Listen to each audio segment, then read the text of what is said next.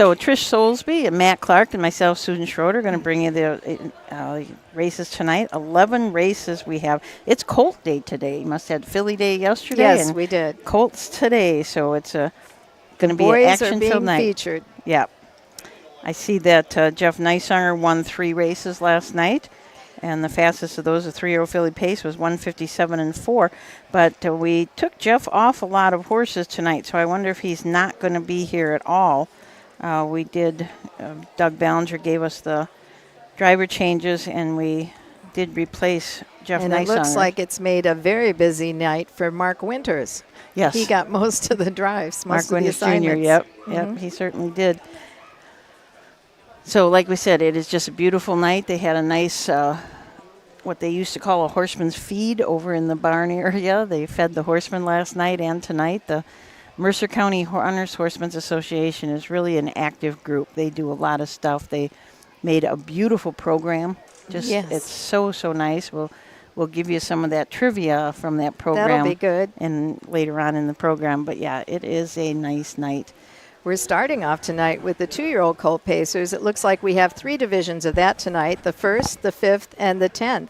Total purse, $14,721 for those 2-year-old Colt Pacers. And we've got 3 driver changes. We'll let you know about those right away. The Butcher Shop Buck, Brandon Bates will drive. Fond of Dancing, the 2, Mark Winters Jr., and the 5, Papa Verlin, Odell Frost will drive.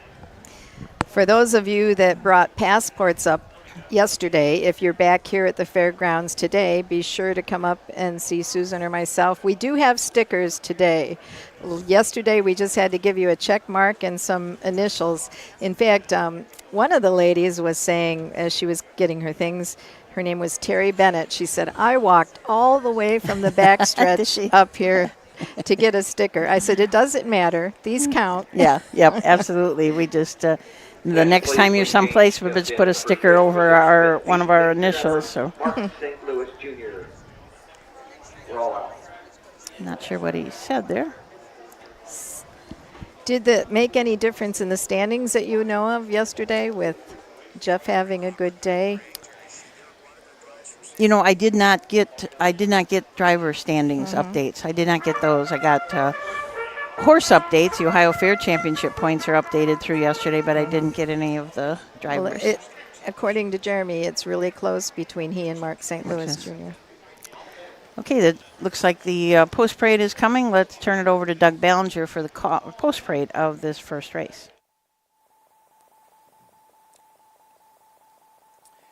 Horses on the track for the first race, 2-year-old Colt Pace. This division, 4,907, sponsored by Celina Fraternal Order of Eagles, number 1921. These are the horses. The 1, Butcher Shop Buck, Brandon Bates drives. 2, Fond of Dancing with Mark Winters Jr. 3, Bach, Ronnie Gillespie. David Ward drives. 4, Vanderbilt Beach. Here's a 5, Papa Verlin with Odell Cross. And number 6, Smith Pete, Mark St. Louis Jr. in the sulky win plate. Okay, I think I said Odell Frost, but I think it's Cross. Cross, yes. So on Papa Verlin, Odell Cross, and on the 6 horse. Ronnie Gillespie, I thought he said. Mark St. Louis Jr. Oh, it's Mark St. Louis Jr. now? Okay. Yep, so we're a little up bit to date. of change. So let's take a quick look at the horses before they go to the Web Converted starting gate. The Butcher Shop Buck.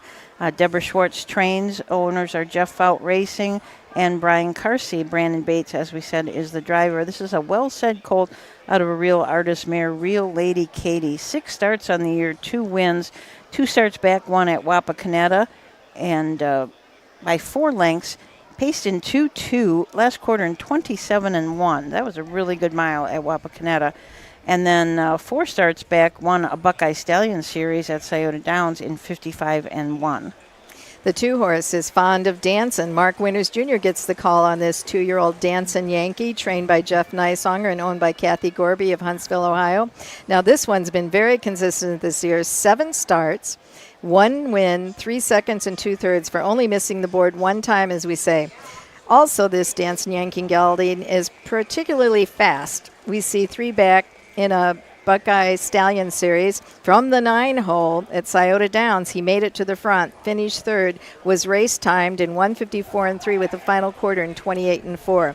Last time at Urbana, though, I must say from the rail, made a break and finished a distant fourth, pacing in 2 minutes. So Fond of Dancing really looks pretty good against these in this field tonight. Bach, Ronnie Gillespie up for Jody Flummersfeld. Jody co-owns this horse with Mike Albright and Dave Gamble. This is a Racing Hill out of a well-said mare, paid in cash. 5 starts on the year, has 1/3. Been having a little bit of trouble, made a couple of breaks, but last week at Chillicothe finished 4th and paces mile in 2-4-4, came home in 28-4. We have the 4.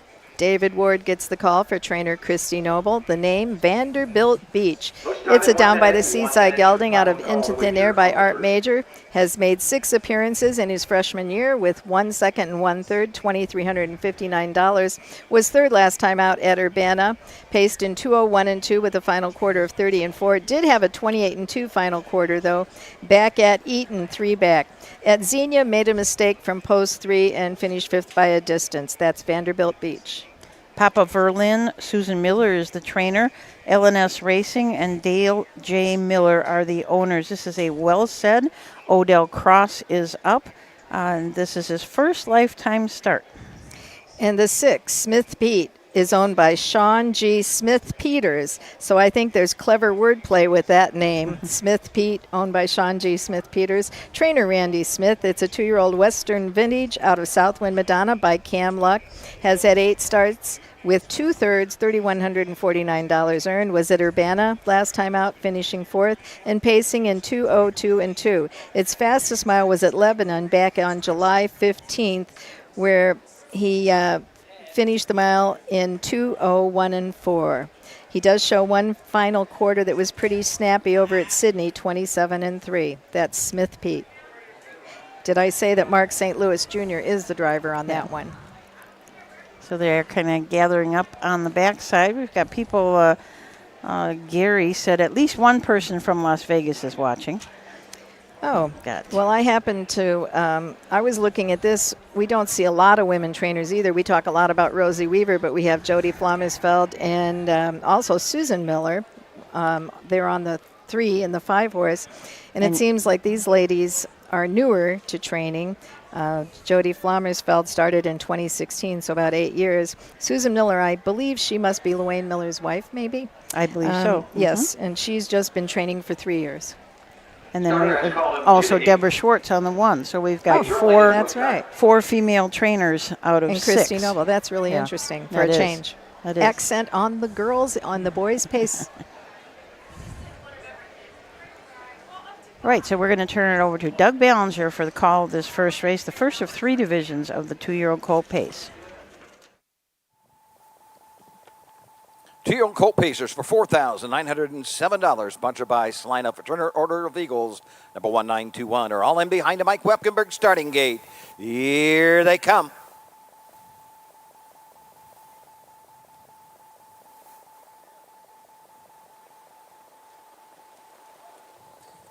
And they're off.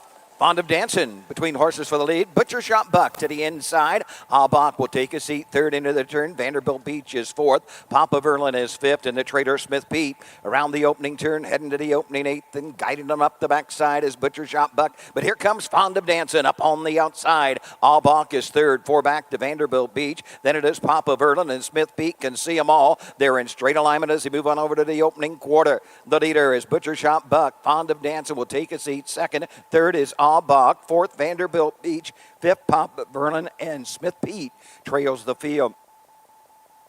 By the quarter, 29 1/5.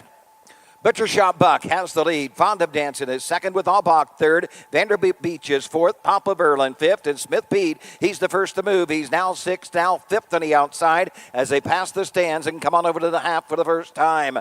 Brandon Bates, Butcher Shop Buck by a length. Fond of Dancing right there. Second, Aubach is on the outside. 3 in, 3 out as they race into the turn. Smith Pete on the outside is 5th. Vanderbilt Beach is 6th. Trailing Papa Berlin, minute and 2/5 for the front half. To the 5/8 they go, and Butcher Shop Buck has the lead by 3 parts of length. Aubach on the outside, second. Nailed to the inside. Fond of Dancing. Smith Pete, the outside, is 4th. Vanderbilt Beach is 5th. On the outside, Papa Verlin as they near 3/4. It's still Butcher Shop Buck. He's the target. He leads up at 3 parts of a length. Aubach is second. Fond of Dancing is third. Smith Pete, 5th on the outside. Vanderbilt Beach, tucked away to the inside, is 5th. Papa Verlin trails 3/4, 1:31 and 2. With a little better than an eighth of a mile to pace, it's Butcher Shop Buck. On the outside, Aubach is second. Fond of Dancing is third. 4th, Vanderbilt Beach. They're off the turn. They're on their way home. And it is Butcher Shop Buck and Brandon Bates to take the opener. Second to 3, Aubach. Home third, Vanderbilt Beach. The mile, 2 minutes, 1/5. So unofficially, Butcher Shop Buck, your winner with Brandon Bates up. I had Aubach being second, and Vanderbilt Beach was third. And that's the way I got it too. I think that was, you could make a little play on words with that too. Butcher Shop Buck just sliced up the field. Yeah. He won quite handily. I have to think that Jody Flummersfield's got to be really happy with her colt. He raced really well, was out a long ways, and this is I'm pretty sure the fastest he's ever been. Yeah, I think the first one to move was the 6, Smith Pete, and I think he was followed by the 5, and then they flushed out Aubach and Ronnie Gillespie. And then the race was on. There was too much outside air for Smith Pete when he actually flipped 3 wide for a little bit and then backed up. We have a lot of people in the winner's circle, so that's always great. If you want to see happy faces, just look at the winner's circle. Yeah. That could be from the sponsors, Celina FOE, Fraternal Order of Eagles. Is that what that is? 1921. That must be when they were established. Well, yeah.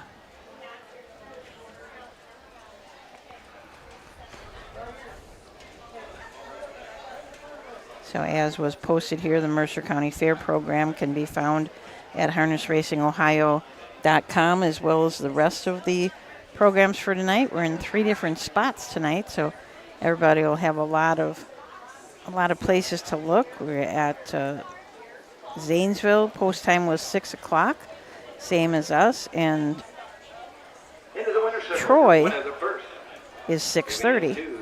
I wonder how many people do like they do at home with their remote controls. And they flip from one feed to the other. Yeah. Car seat, Deborah Swartz trains. Brandon Bates drives the winner. Third of the year for Butcher Shop Buck. The mile, 2 minutes, 1/5. Like it by Celina. Fraternal Order of Eagles, number 1921. Results are official. Number 1, Butcher Shop Buck, the winner. 2, Fond of Dancing, 5. The 3, Aubach, 2. 4, Vanderbilt Beach, 3. The 5, Papa Verlin, 4. The 6, Smith Pete, 6. 2 minutes, 1/5, the winning time. The quarter, 29 and 1. Minute and 2/5 for the half, 3/4, 1:31 and 2. 1:52, 3, 4, 6 on the bottom. Second race is up next. It's coming up in about 12 minutes. Number 5, Whiskey Peddler, will be driven by Mark Winters Jr. Mark Winters Jr. to drive the 5, Whiskey Peddler. Number 7, Flaming Sword, David Ward. David Ward, the 7, Flaming Sword. Okay, so there were your results and your changes in the second race. We have quite a few driver changes over the night, so I have to listen to get all those changes. And we have 2 divisions of the 3-year-old colt trot, which is going to be your second race and your 6th race. And we'll be back after a few words from our sponsors.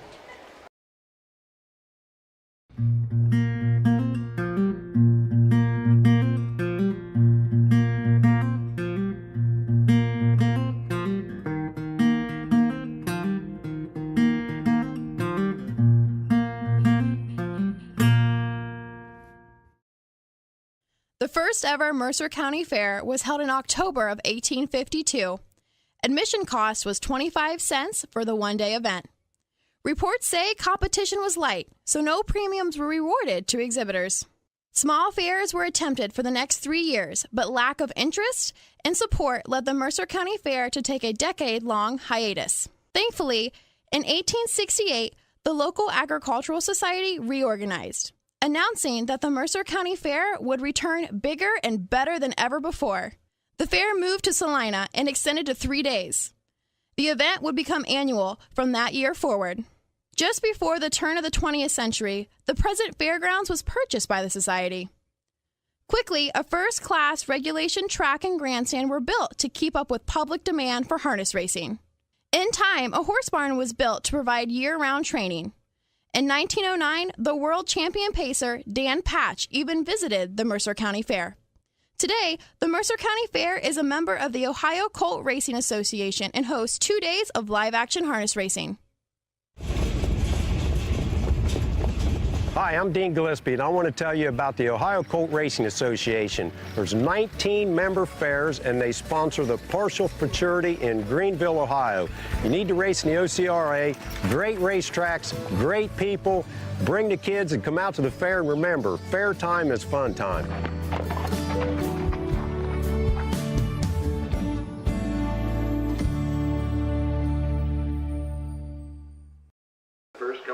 So with them talking about the fairgrounds, this is just, they have done so many improvements to this fairgrounds in the past number of years. It's just kind of incredible. The barns are so nice. They got some grants to do barn work, and they just like gutted them and put all new stalls in.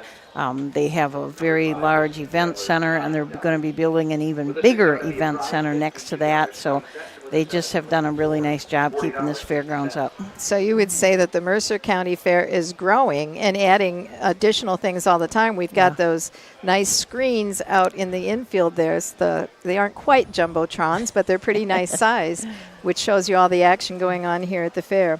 Yeah. I know, Susan, you were talking about people owning horses from outside of Ohio that may be watching. I did a quick look. Tonight we're represented by owners not only in Ohio, but Indiana, Iowa, New York, New Jersey, and Texas. Oh, our Texas group. They always have, they do quite a bit of racing in Texas that we don't even, people don't even realize. Yeah, but they do race down there a lot. So quite a hefty circuit down there of racing. Shall we start to take a look at this second race trot? Yeah, this is the first of 2 divisions. From the rail, we have Jogging Bank Shot. Hank Levan drives, Hank Levan trains. For Levan, Fries, and Werner, this horse has had 17 starts this year, 1 win. That was 2 starts back at Urbana in 2 minutes and 4/5. This horse only had 3 starts last year as a 2-year-old, so raced very lightly. But right now he is sitting 8th in the Ohio Fair Championship points at 197 points. Contrarily, the 2, Rose Run Zeb, was pretty busy as a 2-year-old with 17 starts. Came back this year already and has made 16 appearances with 2 wins, 4 seconds, and 5 thirds, $23,928 earned, with a mark of 159 and 4 at Oak Harbor. Tyler Bates is a trainer. Brandon Bates will drive. They say there's a line to be announced from August 10th, which I do not have to announce. So we are just guessing what he did over there. But at Bowling Green on July 30th, he was a wire-to-wire winner. That's been his style in 2 of his last 4 starts then, because he also won there at Oak Harbor on wire-to-wire style. That was that 159 and 4 lifetime best. Timing, though, he raced at Scioto Downs in a Buckeye Stallion series on July 4th, and he was race-timed in 156 and 2. That's Rose Run Zeb. And Rose Run Zeb was at Croton, but he was in the no contest race. There was an accident, and he was, so there is no line to be announced. Yeah, it was just Poor Pop Wyatt. Alan Anderson bred this horse, owns him, trains him, and will drive him. So 66-year-old Alan Anderson doing it all with Poor Pop Wyatt. This is a Volstead colt out of a new and notable mare, Notable Karen. It's had 7 starts this year, 3 thirds, has made $2,700, had 9 starts last year, still has to go to the winner's circle. But last week at Urbana, this horse trotted really quite well, finishing third and individually timed in 2, 3, and 3 of the last quarter in 30 seconds. The 4-horse is Zone, trained and owned by John Payne. Mark St. Louis Jr. drives this one. Also involved, I'm assuming, at Croton in the no contest race. Last started on August 3rd, finished 4th, paced in 1:55 and 2 at Scioto Downs. That was in a 3-year-old colt series, I do believe. For the second race. 3-year-old colt trot for $6,385, sponsored by Celina VFW. Post number 5713. Here's the field of 1 jogging bank shot. Hank Levan drives. Brandon Bates, the 2. Rose runs up. Number 3, Poor Pop Wild with driver Alan Anderson. 4, Zone with Mark St. Louis Jr. Number 5, Whiskey Peddler, Mark Winters Jr. drives. 6, RW Prize with Dick Holtz-Sample. And number 7, Flaming Sword, David Ward in the sulky. So we'll finish up there looking at Zone. His last start there was in the State Fair stake for 3-year-old colts. They went for $142,000. He got a decent piece of it, finishing 4th and trotting in 1:55 and 2 at odds of 43-1. He's had 20 starts this season, 2 wins, 2 seconds, 6 thirds, and earnings of $38,838. And his lifetime best was taken at Scioto Downs, 156 and 4 this year. Whiskey Peddler and Mark Winters Jr. from the 5-hole. Mark Winters Sr. is the trainer. Jerry Zozo and R. Dean Davis Stables are the owners, and R. Dean Davis Stable are also the breeders. This horse is by Volstead out of Big Girl Pants, who's by Jailhouse Jesse. 13 starts on the year, 4 wins, 3 seconds, 2 thirds, so already 9 for 13. Has earned $29,000 already, a mark of 156 and 1 at Scioto Downs. Finished second last start back at Chillicothe, and then we had a 3-win streak. Washington Courthouse, Sydney, and Wapakoneta.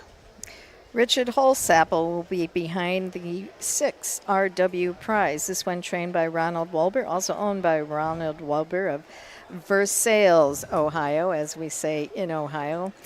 The Urbana start was on August 7th. For this one, had post 3, finished 5th, trotted in 2:03 and 4. Holsapple has been driving him all along for trainer Ronald Wolber. He's had 9 starts this year, no wins, no seconds, 2 thirds, $4,004 earned. Last season at 2, must have done pretty well at the fairs, had 14 starts, 1 win, 4 seconds, and 3 thirds. Earnings of $15,369. His lifetime best was taken at Zanesville as a 2-year-old, 2:06 and 3 at Zanesville. Flaming Sword and David Ward, changed the driver to David Ward. They will start from the 2nd tier. We score 6 here at Celina. Russell Early III trains, and Daniel Miller from Dale, Iowa, as the owner. This is an enterprise out of a Cantab Hall mare, L.D.'s Bella. 12 starts on the year, 1 win. That was at Xenia in 2, 3, and 4. It has been 2nd and 3rd his last 2 starts, racing pretty good. It did trot in 2, 1, and 1 at Urbana, coming the last quarter in 30 and 1. It's already made $9,119 this year. Looking at the stallions in this race, we do have 2 by Enterprise. We have 2 by Volstead. We have 1 Triumphant Caviar, 1 What the Hill, and 1 Break the Bank. Representation of some of the best sires here in Ohio. We do just have a lot of great sires. I mean, the breeding has so improved, I would say, in the last maybe 5 years, maybe even a little bit longer than that. But the breeding farms are bringing in some really nice mares. I see them they're at Harrisburg and Lexington buying some great mares. And, of course, the stallions that have been coming in lately are really, really wonderful. It's just kind of exciting to be in the breeding business in Ohio. It is a compliment to Ohio that the offspring also are able to be competitive outside of Ohio. They're showing up out east. And that bloodstock sale, the annual bloodstock sale is soon. It's August 27th, and they already have the videos out. So if people want to look Yeah. at the sale online, they can see the videos on the horses that'll be cataloged there, the yearlings. That's held at the Champion Center in Springfield. Yeah, that blooded horse sale is always a great, just a great place, and the Champion Center now is such a nice facility to be in.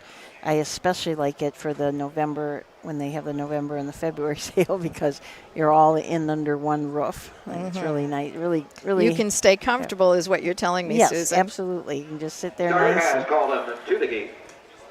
I think the consigners really like that as well, because everybody is right there. So we've got the 7 3-year-old Crotters going to the gate. One will trail, Flaming Sword will trail, and everybody else should be on the gate. So let's turn it over to Doug Ballinger. Field 7 3-0 Colt. $1,385, sponsored by Celina VFW, post number 5713 are all in behind the gate. Here they come.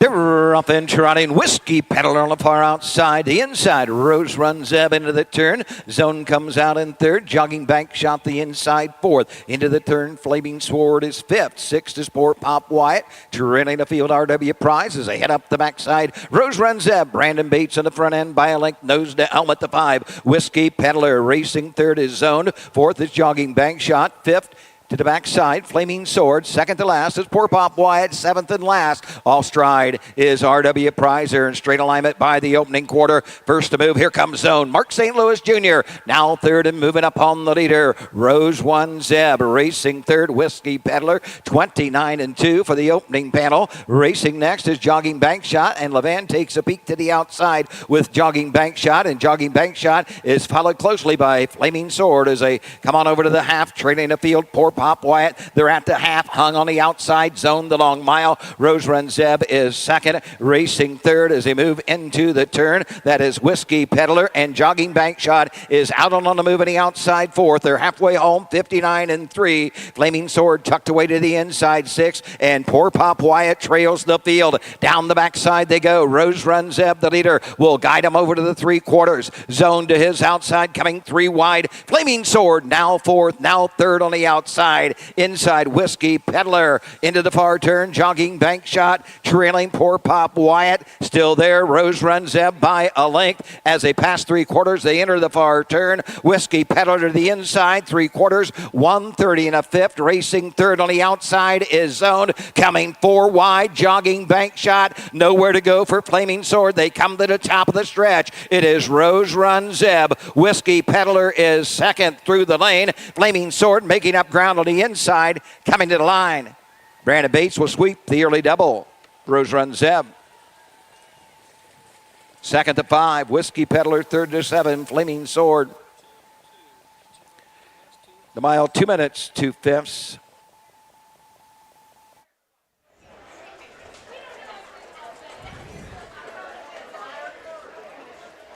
Well, unofficially, Rose Run Zeb and Brandon Bates for trainer Tyler Bates. Suzanne Bates and Joel Shivuk are the owners.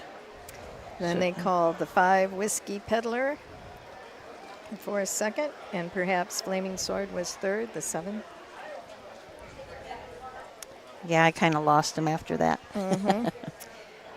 Well, actually, there was a lot of action in that, although Rose Run Zeb grabbed the lead and, forced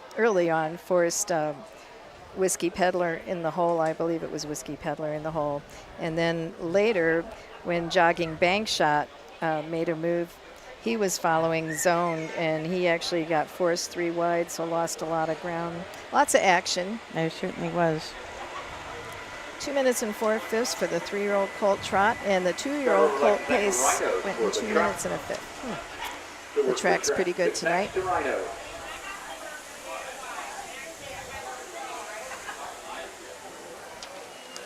So we always like it when people tell us where they're watching from, but Rusty Voorhees says he's watching from a golf cart in the infield. He likes to hear, I guess. So instead of just watching live, he also listens to our feed. That's Yep. nice. Thank you, Rusty. He's- That's something I can't keep up with. It's to see all the people that are tuning in and what they're saying. I do know, though, however, if you need any questions answered, just put it out there, and we'll usually get a reply. Yeah. What we don't know, everybody else knows. I mean, all of our people, they Right, if, it's a if we ask a community. question, yeah, they come up with the answer The so horse quickly. racing community.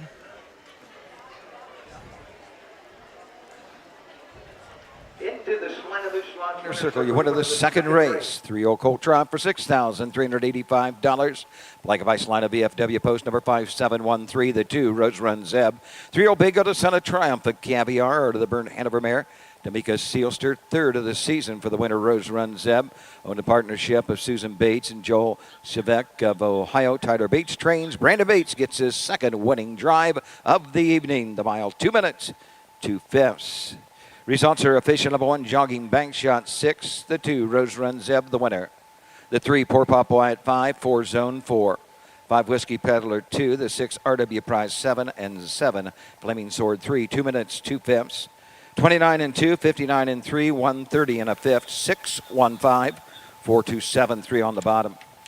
Third race up next, Win Place Show, Exacta Quinella and Trifecta on this field of 5. Number 1, Obi-Wan Kobe, Mark Winters Jr., the 1. Obi-Wan Kobe in the third race. So a couple of these horses that were in this race are in the top of the Ohio Fair Championship. Jogging Bank Shot was 8th at 197 points. Didn't really help him too much with a 6th place finish. But Whiskey Peddler is sitting 13th at 179 points, so that 2nd place finish will add 26 points to that. So he will be Moving up. moving up a little bit. Now, It's- when they had a no contest, do they get 1 point for that or not? they For starting?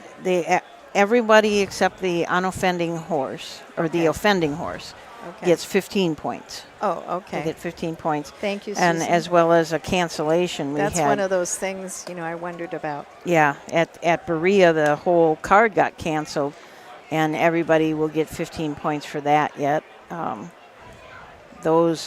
Berea points are not up on the website yet. I didn't get to do those, but everything else through yesterday should be up on the website.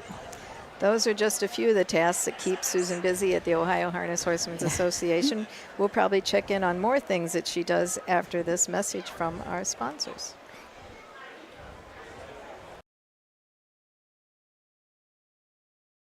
Mark your calendar for the new and exciting North American Standard Breed Mix Sale. Tuesday, December 17th at the Mount Hope Event Center in Mount Hope, Ohio. Broodmares, broodmare prospects, racehorses, and stallion shares. Pedigrees announced by Ed Teefee and Gabe Pruitt. Online bidding, clean, heated facility. The North American Standard Breed Mix Sale. A live auction to see quality horses with industry-leading pedigrees. Tuesday, December 17th in Mount Hope, Ohio. Entries open September 5th.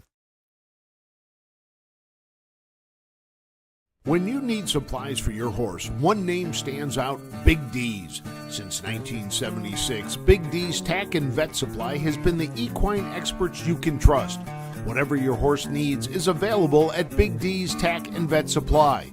Visit the retail outlet in Streetsboro, Ohio, or order online at bigdweb.com for fast shipping. Most orders ship that day. Or call 1-800-321-2142. Big D's Tack and Vet Supply. The Delaware County Fair, where history meets horsepower. Get ready for the thrill of a lifetime as the world-famous Little Brown Jug takes center stage. Witness the heart-pounding action, the thundering hooves, and the sheer determination of these incredible athletes compete for the coveted Little Brown Jug title. Don't miss your chance to be a part of history. For ticket and hospitality options, visit littlebrownjug.com. The Little Brown Jug, where champions are made and legends are born. Be there! And we're back. This is going to be the third race. 3-year-old Colt Pacers will be going postward. And, of course, the commercial, or our sponsor, the Delaware County Fair, just talked about the Little Brown Jug. And this season is going by so fast that the Little Brown Jug is just around the corner, the third Thursday in September after Labor Day, I do believe. We are talking a lot tonight about the points that these colts have been getting for the Ohio Fair Championship, and it's nice to know about those now, but we're only about halfway through the season, realistically. So there's a lot more time for everybody to get some more points. The final of the Ohio Fair Championship is going to be October 19th at MGM Northfield Park, and they'll be going for $50,000 each division. So that's a It's become great. a much longer fair season, hasn't it, the last couple of years? Well, or at least the championships. Yeah, the championship is a little bit late this year. Yeah, it's usually later. It's later than usual. And that's just, there's so many opportunities to race, and you've got Buckeye Stallion Series finals and Constellation, Ohio Sire Stakes, so everything kind of has to be scheduled in. It's kind of a tough job to schedule all that. I did have another question for you, Susan. When you get your program printed there on harnessracingohio.com, the Ohio Harness Horsemen's Association contributed $9,193 toward the total purse for this race. Tell us a little bit about how they support the purses. Well, there's a certain amount that the fair committee decides every year. There's a certain amount of money that comes out of the VLT. You know, there's a large amount that goes to the pari-mutuel purses, but there's also a large amount that comes to the fairs. And that's decided upon by the board of directors, upon the fair committee. The fair committee really works at that and gets the figures and finds out if they raise it this much, how's it going to impact everything.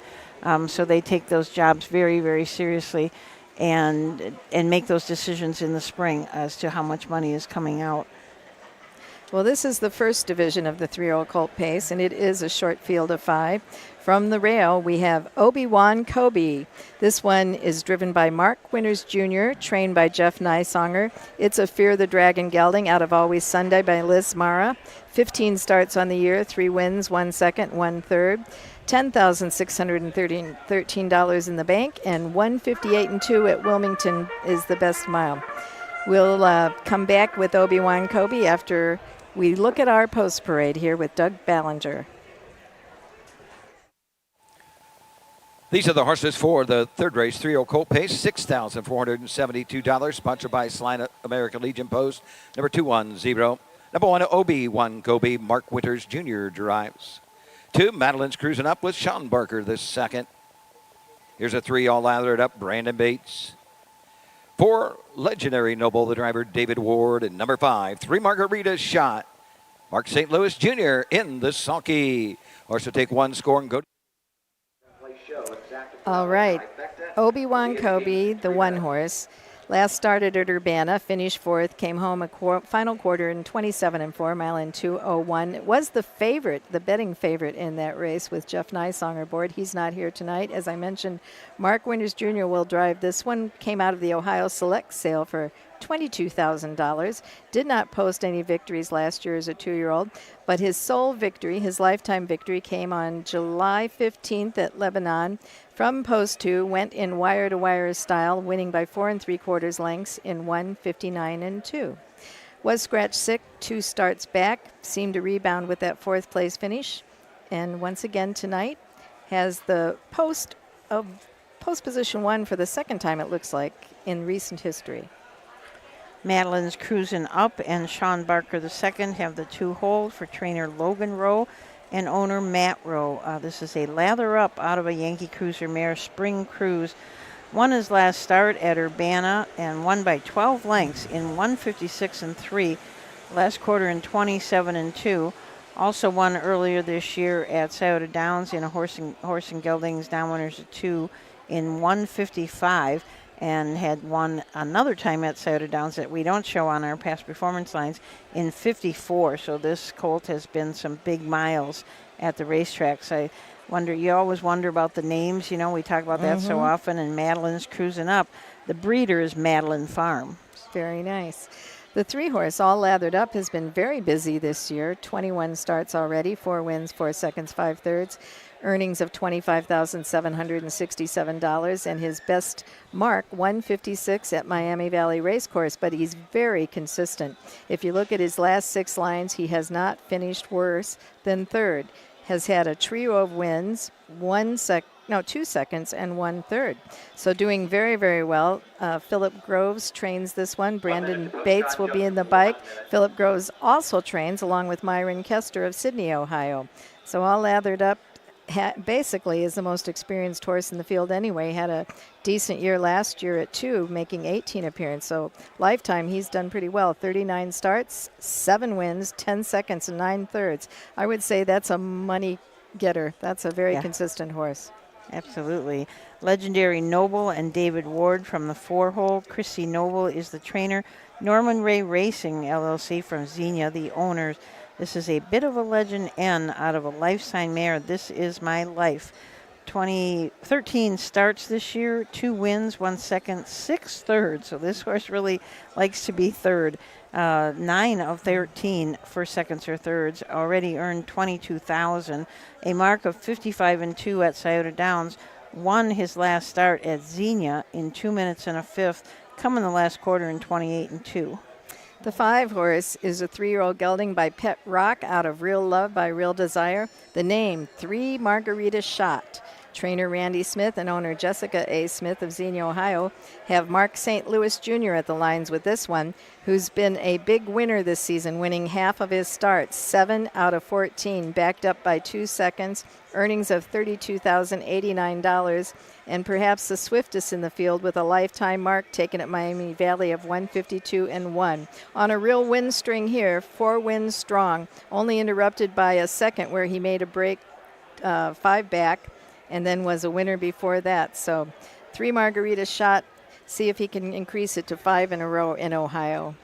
And 3 Margarita Shot is sitting first in the Ohio Fair Championship standings right now at 322 points, and All Lathered Up is second at 320 points. So close race horses, there. Yeah. And Obi-Wan Kobe is sitting 9th with 198 points, and sitting 9th is a good spot to be also at this time of the season.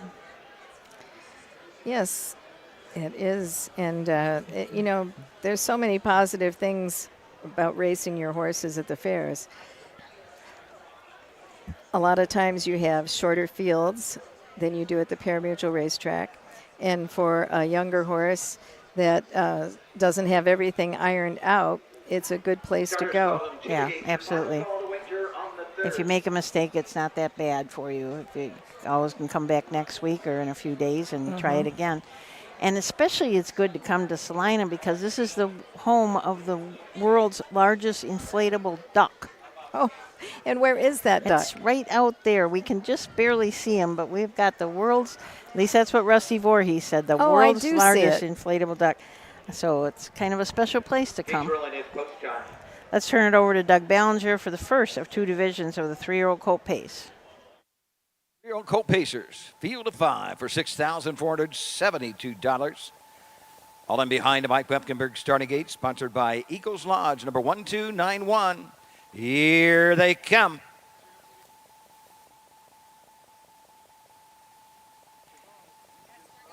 I'll stride the 2. Madeline's cruising up before the start. And they're off.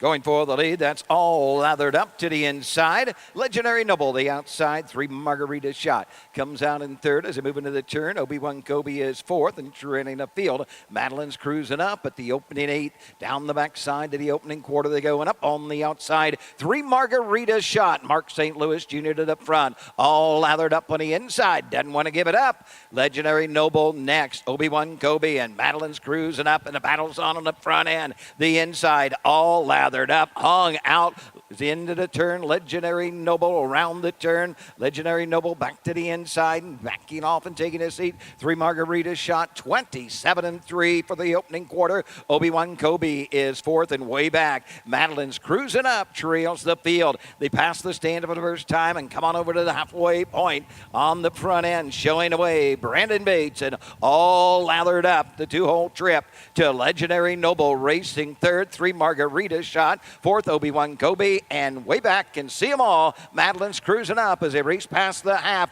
They're halfway home in 58 and 4. They're on their way to the 5/8. It's all lathered up. He's got every call. Second is Legendary Noble out and on the move. Obi-Wan Kobe is third. 3 Margarita Shot is fourth. Madeline's cruising up, trails the field fifth. Down the backside of the 3/4 they go. It's still all lathered up. Obi-Wan Kobe is on the leader's wheel. Locked in third, Legendary Noble. 3 Margarita Shot will move to the outside, and the traitor, Madeline's cruising up. They're into the far turn. All lathered up, has the lead and has it by a length. Here comes 3 Margarita Shot on the outside. 3/4, 1:30 and 2/5. Little better than 1/8 of a mile to pace. It's all lathered up with the lead. 3 Margarita Shot up the inside. Legendary Noble.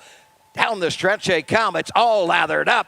Legendary Noble, 3 Margarita Shot. All lathered up. 3 in a row for Brandon Bates. 1:58 and 2. All lathered up, and Brandon Bates has won all 3 races so far tonight. So a really nice night for Brandon Bates. 58 and 2 unofficially. Legendary Noble second, and 3 Margarita Shot third. When 3 Margarita Shot first pulled out, I thought, man, he's just going to whiz right by them all. Well, he'd already been used hard early because he was trying to get to the front end. And, of course, Brandon Bates wasn't letting him go. And he wasn't able to slip into the 2-hole. He had to back up into the 3-hole. And then, of course, he was second over for a bit, and then he came again. And it's hard to get used twice. Yeah. Absolutely. The 2 made a break before they start, as they said, so it actually turned into a 4-race battle.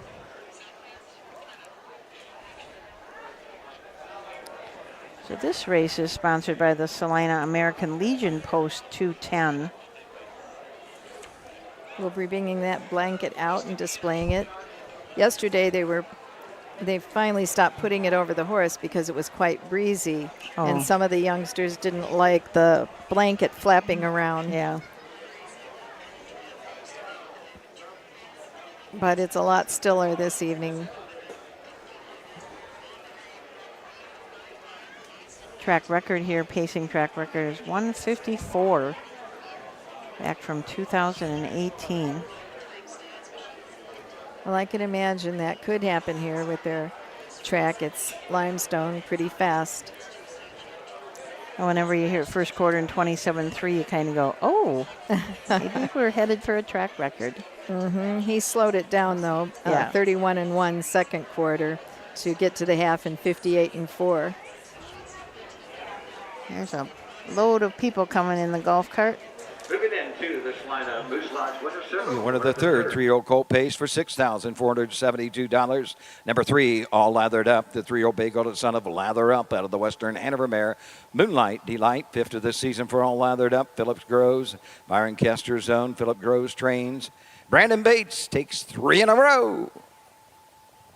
1:58 and 2 for all lathered up.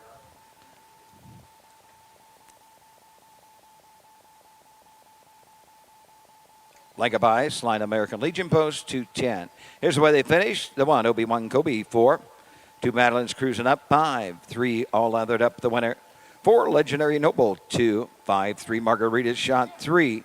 1:58 and 2, 27 and 3, 58 and 4, 1:30 and 2/5. 4, 5, 1, 2, 3 on the bottom. 4th race up next, 2-year-old Colt Trot. Field of 4, no changes. Win place, exacta, trifecta on the 3rd.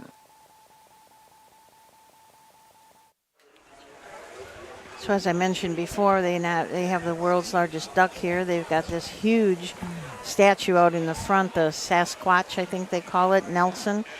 He's just absolutely huge, and they got right in behind the big duck, they got a great big giant fish.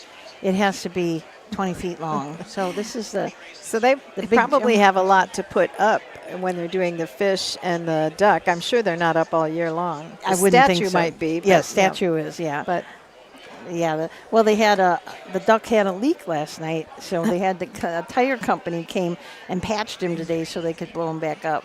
And I saw a lot of Jeeps around him with those little ducks in their windshield. Yes, So that's probably what it is. When you see somebody with a Jeep, look in that windshield and you'll see how many ducks they have in a row.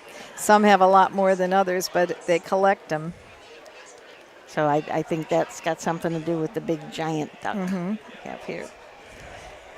Well, again, thanks everybody for watching or checking as they're going at Troy. So I think you actually have to have 3 devices tonight. You have to maybe you could watch YouTube on the TV. Your laptop would have one race, and your phone the other fair. I don't know. It's a lot. Lots of racing tonight. That's for sure. Okay, And so we're bringing you the action from this beautiful night at Celina, the Mercer County Fair. Do you know, they always have the nice little introduction about the fair history. And we were talking about that. It's so interesting to hear when a lot of these got started and what the draw was at first. It wasn't always horse racing, of course, but I love listening to the little historical pieces about the fair. Yeah, they're really great. So we're going to take a short break, and then we'll be back for race number 4.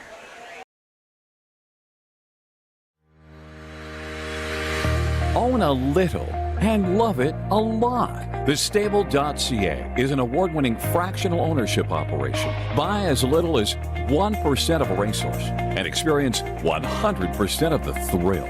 TheStable.ca makes ownership easy, accessible, and affordable. Communication and customer service are at the heart of everything we do. Get started at TheStable.ca. At Ohio State's Galbraith Equine Center, our veterinary champions are here for your champions 24/7, 365 days a year. Our expert team of boarded surgeons, sports medicine and rehabilitation specialists, together with veterinary cardiologists, internal medicine, and ophthalmologists, make our hospital your best resource for all sport horse performance issues. The Ohio State Veterinary Medical Center's Galbraith Equine Hospital. Call us today at 614-292-6661. Okay, we are back at Mercer County. A 2-year-old trot coming up is one of 2 divisions, going for a purse of $6,358. And we've got a couple in here that are up in the top standings. And that would have to be the 1 and the 2. Yes. Because the 3 and the 4 are what we call a green horse, and we don't mean color. Yeah. Neither one of them has much experience. They both have, well, one only has a single start and the other one has 2 racing starts. So that's another thing about our horse lingo. We don't often say inexperienced, we call them green. And it's tough for when you draw into something like this, you don't really know what division you're going to draw in, and sometimes now we've got a couple horses, the 1 and the 2 have both had 7 starts, which doesn't seem like a lot, but when it's compared to just somebody that's had 1 or 2, it is a lot. They are much more experienced and much more comfortable out there than the ones that are just getting started. That is so true. And this is a short field, though, so maybe I'm not predicting how the race is going to go, because you never know if a young one like that has a lot and really jumps up to be competitive. But in this case, we might have like almost 2 different races, a race between the 1 and 2 and a race between the 3 and 4. But they'll be getting experience, and that's what they need. That's exactly what they need right now. So we're going to turn it over to Doug Ballinger for the post-parade of this 4th race. Horses are on the track for the 4th race. Field of 4, 2-year-old full trot for $6,350.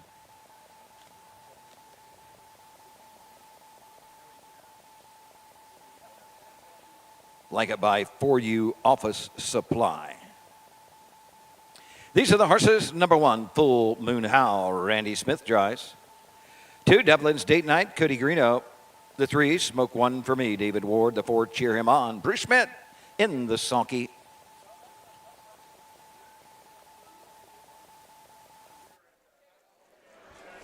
I think this is our only race that doesn't have any changes in it, perhaps. Yes. So we might as well take a look at this, starting with the pole position. It's Full Moon Howl, driven by Randy Smith, trained by Jessica Smith. owned by Madeline and Jessica Smith of Xenia, Ohio. This is a colt. He is not gelded. He is a colt by Full Count out of Howl Me In, and she's by Don't You Forget It. 7 starts on the year, posting 2 wins, 2 seconds, 1 third. Already earned $15,457. Best lifetime mark, 204-3 at Chillicothe. And this was out of the blooded horse sale we were talking about earlier. The price tag was only $3,800. So I must say that Full Moon Howl has definitely paid for himself, at least his price tag anyway, his sale price. He last started at Urbana on August 7th, and he made a break and still went on to win the race. He made a break at the start and after the start, got away fourth, and then made a swoop to the front, probably going to the 3/4 down the backside, and went away from the field, winning by 2 1/4 lengths in 2:04-3. The exact same time he posted at Chillicothe, 2 back, 2:04-3. He's had a very good start, but does make those occasional breaks, but it seems like he can make up for time them. in 1 minute. 1 minute. Dublin's date night, Cody Greeno will drive for Ed Greeno Jr. and E.G. Trot LLC. This is an enterprise gelding out of a Cantab Hall mare, My Place Anytime. Excuse me, 7 starts on the year, 1 win. That was at Wapakoneta in 2-9. Has made $7,846 so far. Has also had 2 seconds and 2 thirds. Is now sitting 12th in the Ohio Fair Championship points with 136 points. The 3 is Smoke One for Me. It's another colt in the field by Long Tom out of Non-Smoker by My MVP. Christy Noble trains this one. David Ward will be in the bike. Last started at Urbana with the 2nd place finish. Also trotting in 2:04-3. No wins yet out of the 2 starts, but was 3rd in his first lifetime start at Xenia in 2:03-4. Cheer Him On and Bruce Schmidt from the 4. Bruce is also the trainer. Bob Eulenhoek and Glenna Schmidt are the owners of this What the Hill gelding out of an SJ's Caviar mare, Caviar for the Lady. Just 1 lifetime start. Had a qualifier at Scioto Downs, but unfortunately made a break behind the gate and finished distance. Then went to Urbana. So we had quite a long time in between. The qualifier was on 6/24, and his start was Urbana on August 7th. Did finish 4th there and trotted in 2-7-1. So it's kind of hard to know what Cheer Him On, Right. He could have gotten a virus and been sick for a while, and they just took it easy with him, bringing him back, or you never know.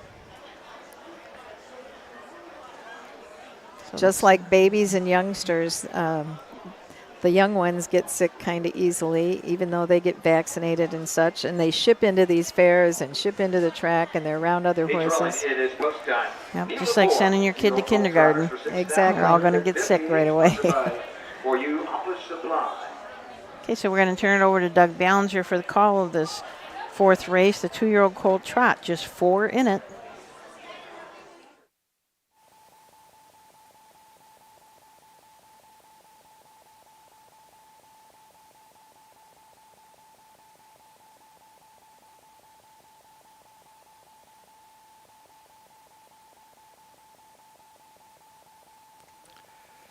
Field of 4, sponsored by Celina Moose Lodge, Celina Eagles Lodge, starting gate.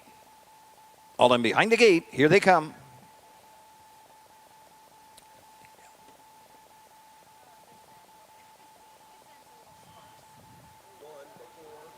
Off stride at 1, Full Moon Howl. They're up and trotting. That is Dublin's date night out for the lead. Smoke One for Me comes out in 2nd. Cheer Him On will take a seat 3rd. And the gate breaker, Full Moon Howl, trails the field as they head up the backside. Dublin's date night shows the way, but 2. Smoke One for Me next. Cheer Him On 3rd. 4th is Full Moon Howl as they head up the backside. Dublin's date night. Cody Greeno lead them by 2. Smoke One for Me, David Ward is 2nd. Cheer Him On, Bruce Schmidt race 3rd. And Full Moon Howl and Randy Smith, after that miscue at the start, trail the field as they race by the opening quarter. Into the turn, Dublin's date night, the leader. Smoke One for Me is next. Cheer Him On races 3rd, 33 2/5. The trailer, Full Moon Howl, as they circle the turn and go to the 3/8 mark. On top, it's Dublin's Date Night by a length. Smoke One for Me next. Cheer Him On third. Full Moon Howl has gained up a lot of ground. He's only about 8 to 10 off the lead as they come on over to the half. Dublin's Date Night is there by a length. Smoke One for Me is second. Cheer Him On right there third. The Trader, Full Moon Howl. They're halfway home. They move into the turn and head to the 5/8.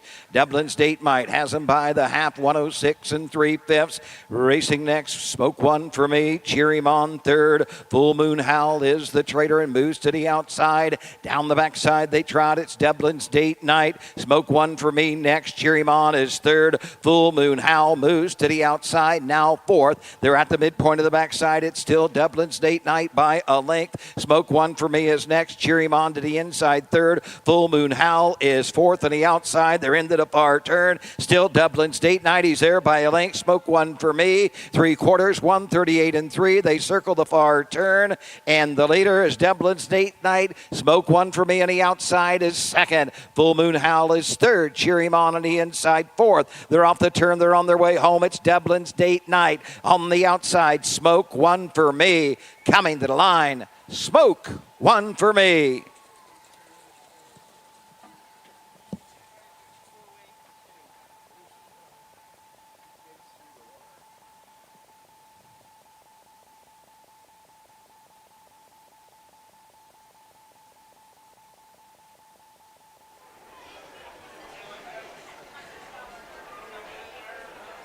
Well, it wasn't expected or unexpected that the one horse made a break, but he actually almost had to have him at a dead stop to get him going again tonight, so it was a little Mile bit different. 208, 2/5. Yeah, Full Moon Howl made up a ton of ground, though, after that. Certainly after that did. early break. Well, sometimes they break and it's not for so long, but he almost had to stop that one and restart him. Yeah, well, going down to the half in 6 and 3 kind of helped catch up. Well, there's an inquiry on the 4, Cheer Him On, so we'll see what that is. But they came home in 29 and 4, and last half in Last half in 101 and 3, right? Yeah. 101 and 3, I think. Yeah, 27, yeah. Oh, 101 and, wait a minute. Now you got me going here. Oh, the last half in, yeah. 101 and 4, not 3. We've got a really nice crowd going to the winner's circle. Again, this is in memory of Dick Hess. Moving into this line of this line's winner's circle, your winner of the 4th, Keo Colt Trot for $6,358. Number 2, Dublin's Date Night. Tio Bagel, the son of Enterprise, out of the Cantab Hall mare. My place anytime. E.G. Trot, LLC, Findlay, Ohio owns. Ed Greeno Jr. trains. Cody Greeno drives the winner. Moving into the Celina Moose Lodge winner circle. Blanket by For You Office Supply. Mile 208, 2/5.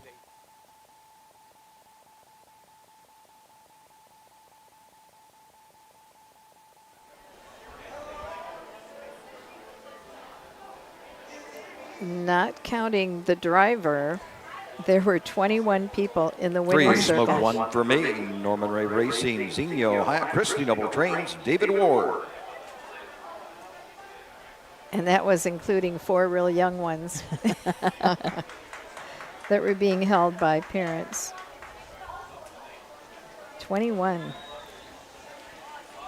And so there is an inquiry, so we might have to wait just a minute to get the official rundown. I'm not sure if they called. I didn't see Mr. anything. Schmidt? I don't No. know what it was. No, I didn't don't see know anything. either. That the judges saw something that they want to question about. After the third race, Rusty Voorhees posted on our Facebook page, this is Brandon Bates. Results are World, and official we're just 4th living race. in The it 1 Full Moon tonight. Howl finished 4th, placed 3rd. 2 Dublin's Date Night 2. The 3 Smoke One for Me. The winner 4 Cheer Him On finished 3rd, placed 4th. Violation of the braking rule. The braking rule was the 4 Cheer Him On switched gates and was pacing down the stretch. And we didn't That catch was the that. placing I guess we were for looking at the four. winner. Cheer him on. Mile 208, 2 fifths, 33 and 2, 106 and 3, 138 and 3. 4 placed third, 2, 1, 3 placed 4. Fifth race is next. Number 6, Making Moonshine, Mark Winters Jr. Mark Winters Jr. to drive the 6, Making Moonshine. And that is our second division coming up of the 2-year-old colt pace here at the Mercer County Fair. It's going to be a field of 6. We'll take a look at that field after we hear a word from our sponsors.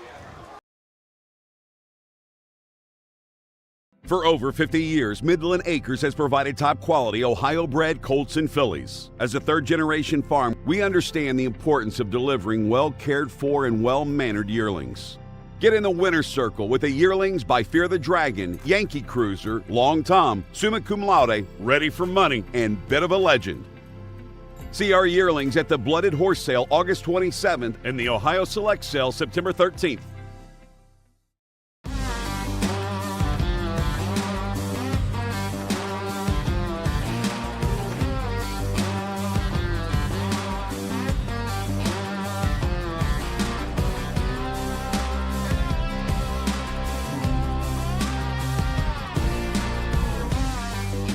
Do you want your horse to shine in the winner's circle? Feed DAC Oil. It makes a world of difference.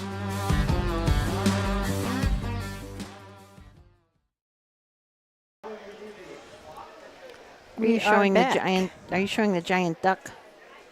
Okay, well, he takes a look at that giant duck. You know, you mentioned how nice of a program this is, Susan, and there's a lot of questions. But one of the things I took a quick look at is what was the weight of the first sulkies? Did you know before you saw this? No, I did not know. But it said 125 pounds. I think it's interesting when they first went to the first sulky, whether it was high-wheeled or whatever, it didn't matter. The reason it was called a sulky, they say, in lore anyway, is because it was just a vehicle for one horse and one rider, or one driver, and they said only a sulky or a sulkiness of the person, a selfish person, would create a vehicle that only one person could ride in. I had never heard that. If you look up sulkiness or sulky in the dictionary, that's sort of what it is, you know, selfish and arrogant kind of thing. So that is how the sulky got its name. I was surprised at 125 pounds. That's a lot. That couldn't have been the high-wheeled sulkies because I got to figure they weighed even more than that. So they did, but they called them sulkies, I think, then, the high-wheeled sulkies. They are. Well, I don't know where that came from, but that would be interesting to find out, too, when they took that weight, what year they took that weight. They're so lightweight now. A few years ago, I worked with a company from, I think they were from France, but they were making, because over there they use carbon fiber sulkies, and they are so light. I mean, it was incredible when you could just lift that up, just weighed nothing. Right. Just I think amazing. the biggest thing, well, we've always, you know, had changes in the sulky over the years, but not so much recently after they made the quick hitch, where you don't have to tie them in anymore with the leather. That was probably the biggest, most recent change. Yeah, absolutely. So let's take a closer look at the horses in the second of 3 divisions of the 2-year-old colt pace. Just like Lather, David Ward up for Christy Noble, Dennis Owens, and Norman Ray Racing. This is, of course, a Lather up out of a Pallone Rager mare, Just Like a Queen. Said 4 starts on the year, 1 second and 2 thirds. Last week at Urbana, finished 4th. Paces mile in 2 minutes and a fifth.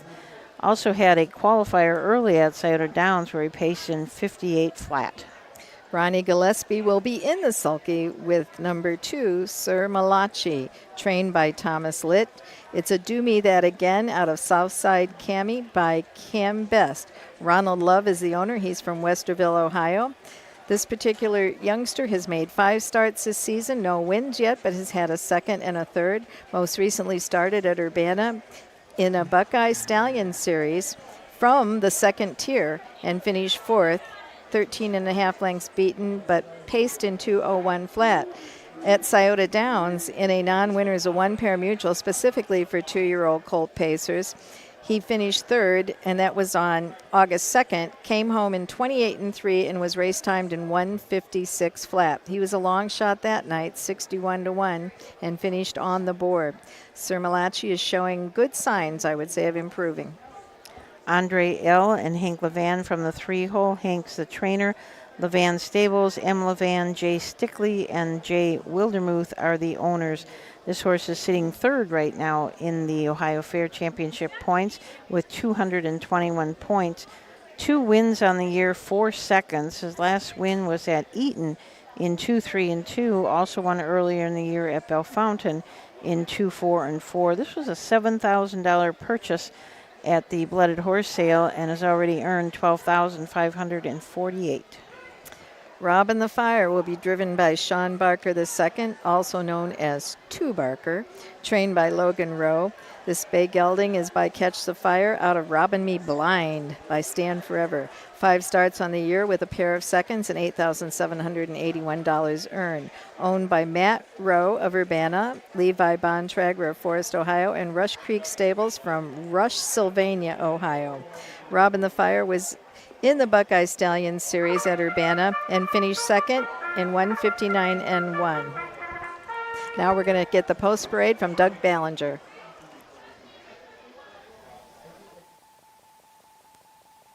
Horses are on the track for the 5th race, 2-year-old colt pace, second division for $4,907. Blanket by Loy Auction Service, Gary Loy, auctioneer. These are the horses. Number 1, Just Like Lather, David Ward drives.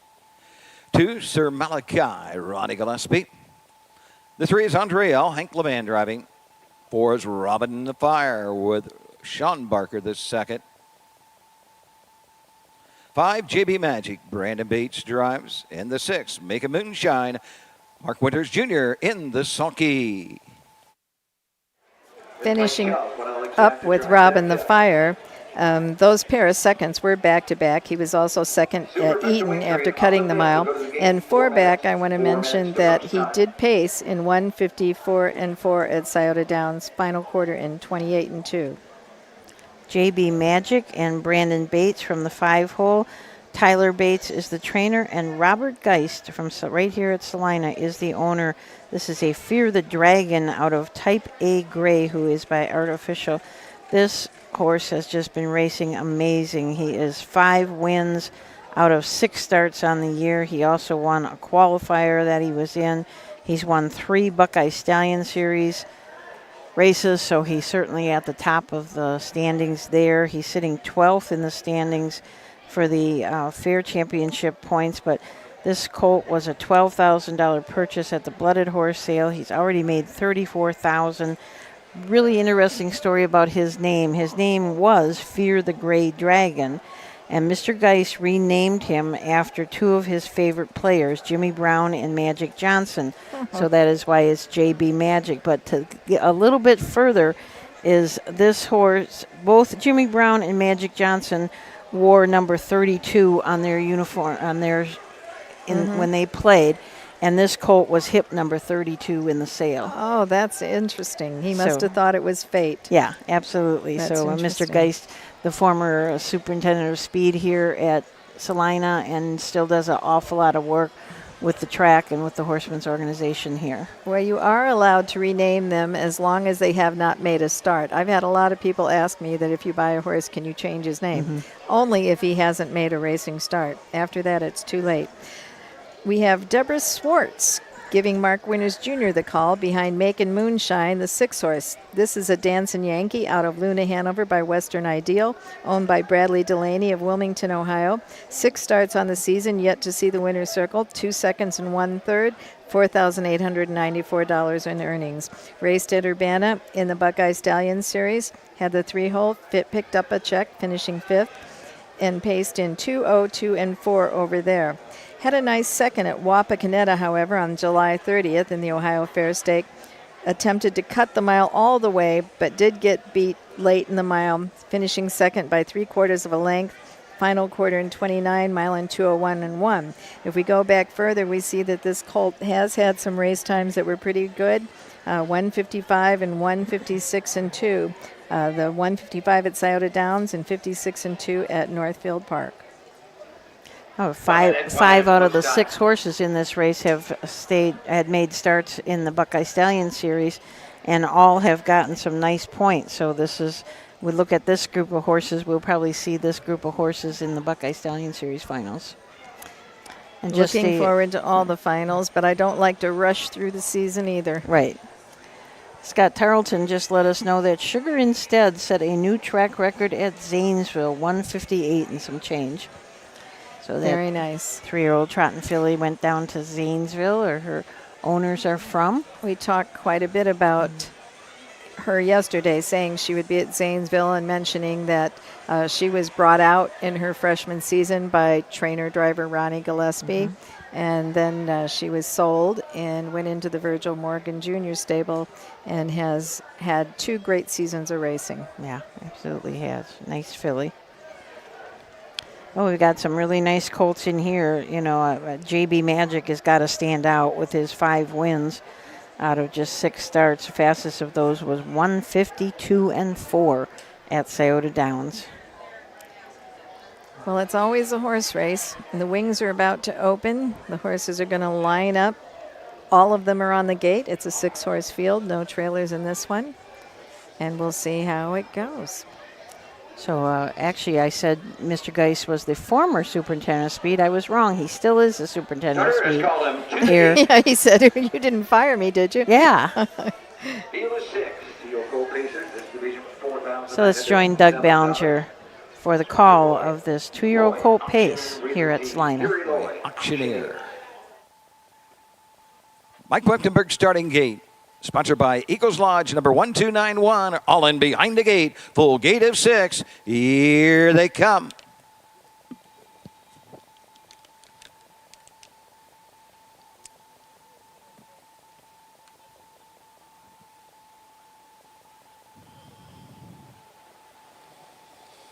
Off and pacing on the outside, JB Magic. The inside, Andre L. Up the inside, just like Lather. Sir Malachi comes out in 4th. Robin of Fire tucks in 5th and trailing the field, making moonshine as they race on over to the opening 8th. On top of the field, JB Magic and Brandon Bates lead them by 2.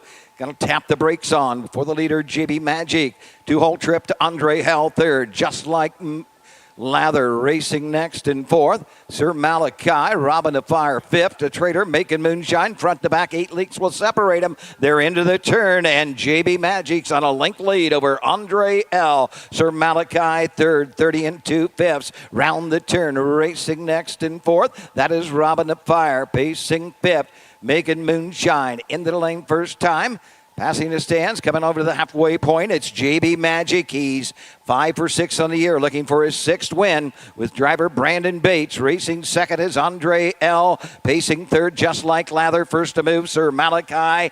And in tow behind Sir Malachi is Robin of Fire. Making moonshine trails the field. They're halfway home in 101 and 4/5. They head to the 5/8, and the leader is JB Magic. Andre L. is 2nd, 3rd, just like Lather. Sir Malachi, the outside, is 4th. Racing 5th is Making Moonshine. Robin of Fire on the outside. We got 4 in, 2 out as they near 3/4. It is JB Magic. He opens up to 2 lengths as they move into the turn. Andre L. next, just like Lather, is 3rd. Here comes Robin of Fire. He was 5th. He's now 4th. He's now 3rd. 3/4 in 132. It is JB Magic with the lead. Racing on the outside.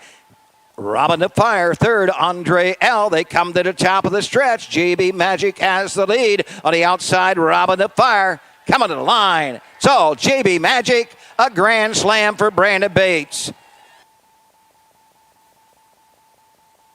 159 and 4.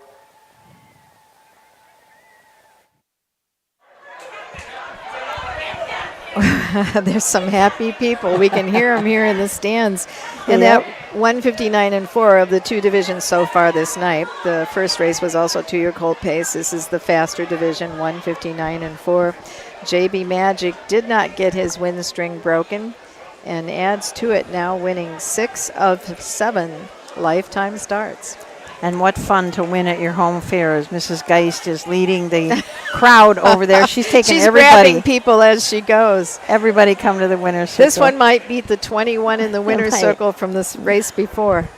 And what's interesting is this is all going to be the family and friends of the Geist. It's not, the other ones, some of those big crowds were the sponsors, but I think these are all Geist families and friends. I love the enthusiasm. Yeah. That's heart pounding, and boy, what an exhilarating feeling. And Mr. and Mrs. Geist were both in the Mercer County Horsemen where they were selling food right before the race. So they had to kind of take their little break and watch their horse race, but otherwise they're working.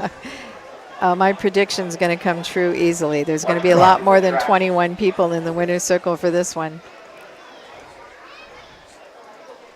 Trainer Tyler Bates coming over.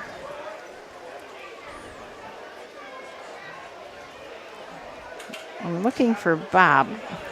Is our photographer going to be able to get them all in this picture? Yeah. And he's a kind of a beautiful looking horse too, this gray horse. He's just done, what a nice stride he has. Just looks really, really good. Well, he definitely stands out, that's for sure, in more ways than one. Right. We don't often see the grays, as we've mentioned before. One of the more uncommon colors in harness racing. Moving into this line of loose. And he's very dark. He's a dark gray anyway. Number 5, JB Magic, 2-year-old gray, gelding by Fear the Dragon out of the artificial mare. Type A gray, 6 win and 7 starts. Earnings now over $36,000 on the year for JB Magic. Over Robert Geist of Celina. Ty Bates trains. Brandon Bates gets his 4th winning drive. The mile 1:59 and 4, final half 58 seconds.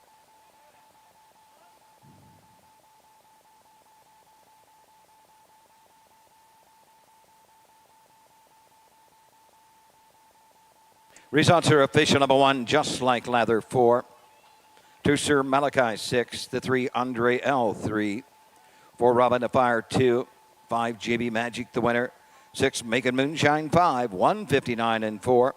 30 and 2/5. 101 and 4. 132. 463 215 on the bottom. 6th race is coming up next. Field of 6. The 3, A Line of Stone. Mark Winters Jr. drives. Mark Winters Jr. to drive the 3, A Line of Stone. You'll have Win Play Show, Quinella Exacta. This is one of those situations that is difficult for those that are warming up for later races. The people are sauntering across the racetrack. These horses are trying to warm up for later races. You've got the screen out there dragging the track, and you've got these youngsters saying, what? This is supposed to be my place to warm up. You have to be ultra careful. Yeah, absolutely. But what a fun night for the Geist. Nice to see him have a nice colt like this. And I didn't do a head count, but I'm sure it was about 35 or plus. There was a lot of people in the. So the 3-year-old colt trot is coming up in the 6th race, and we've got another very precocious horse in there. We've got A Line of Stone, who has won 7 out of 13 this year, his last 6 in a row. So we'll be back to take a look at the whole field right after this. The future is bright in Ohio. Ohio Sire Stakes, Buckeye Stallion Series, 65 county and independent fairs. Whether it's the Ohio Sire Stakes, the Buckeye Stallion Series, or the county fair, Ohio has a place for your racehorse. This year, Ohio breds are racing for over $20 million in stakes purses. Be part of the winning. Breed, buy, race, win in Ohio. Volstead, Coach K Hanover, Slay, Ohio's top trotters stand at Dublin Valley Farms. Volstead's offspring include Sugar Instead, the 2023 Ohio 2-year-old Trotting Filly of the Year, and 2024 Ohio Sire Stakes winner Jurassic Hattie. Coach K Hanover, the son of world record holder Walner, and Slay, the son of Chapter 7, standing his first season at Dublin Valley Farms.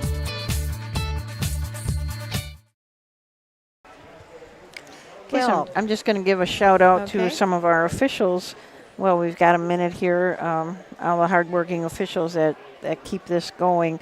As I said Mr. Geist was not, but he is the speed superintendent. So Robert Geist, your speed superintendent.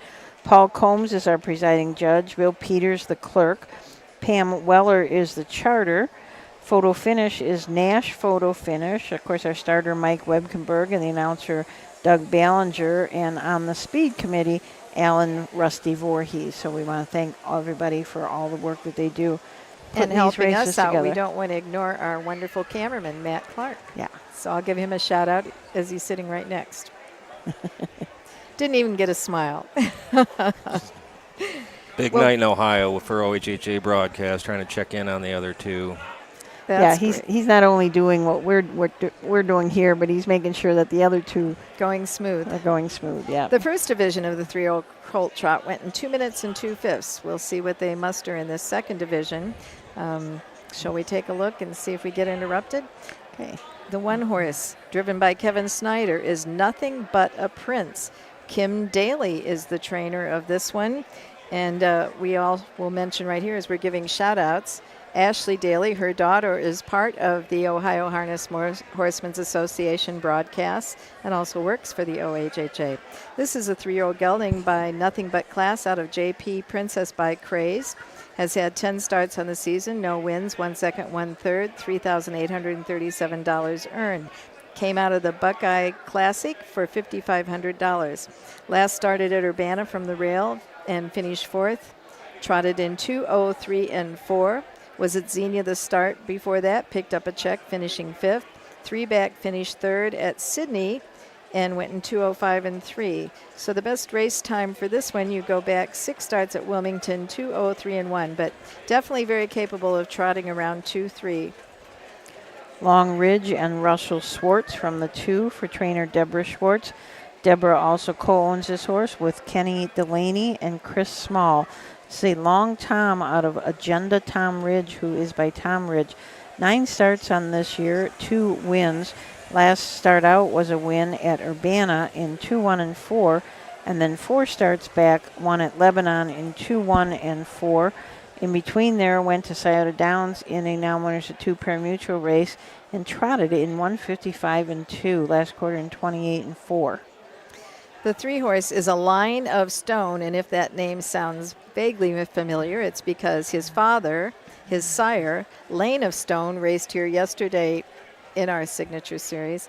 And Lane of Stone is back racing, but he did stand at stud.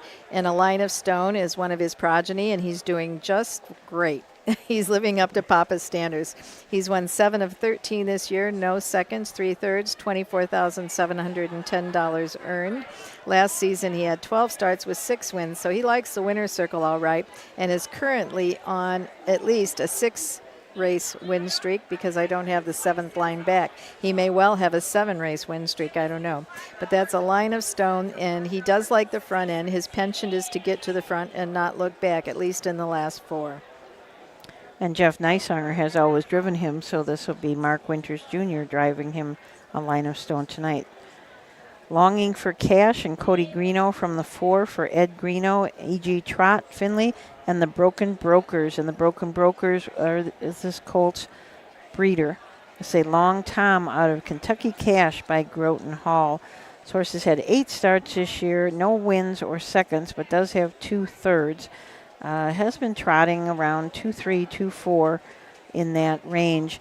Had a really good year as a 2-year-old, had 18 starts, 6 wins, 3 seconds, and 5 thirds. Made $28,000 as a 2-year-old. So maybe just hasn't quite got it yet this year, made that advance. A big difference between 2-year-old year and your 3-year-old year. Right, some horses go on, and some that didn't show much at 2, really improve, and it can go the other way at times too. The 5 is Tom Creek. Doug Rideout trains and drives this one. It is owned by Julie Rideout, Alan White, and Dave L. Gamble, all of Ohio. It's a Long Tom gelding out of Pretty Sydney Ridge by Tom Ridge. Has had 7 starts as a freshman, with no wins, and 16 starts this year as a sophomore with no wins. So still looking to break that maiden is Tom Creek. Last started at Wapakoneta on July 31st, finishing 4th and trotting in 2:03.2. But the mile before that is his best time that I can see, 1:58.4 at Hoosier Park. 3-year-old colt trot, $6,385. Sponsored by Celina Moose Lodge, number 1473.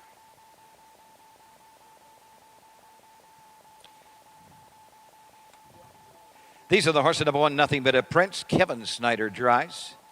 Too Long Ridge with Russell Swartz. Number 3, Line of Stone. Mark Winters Jr. driving. 4, Longing for Cash. Cody Greeno.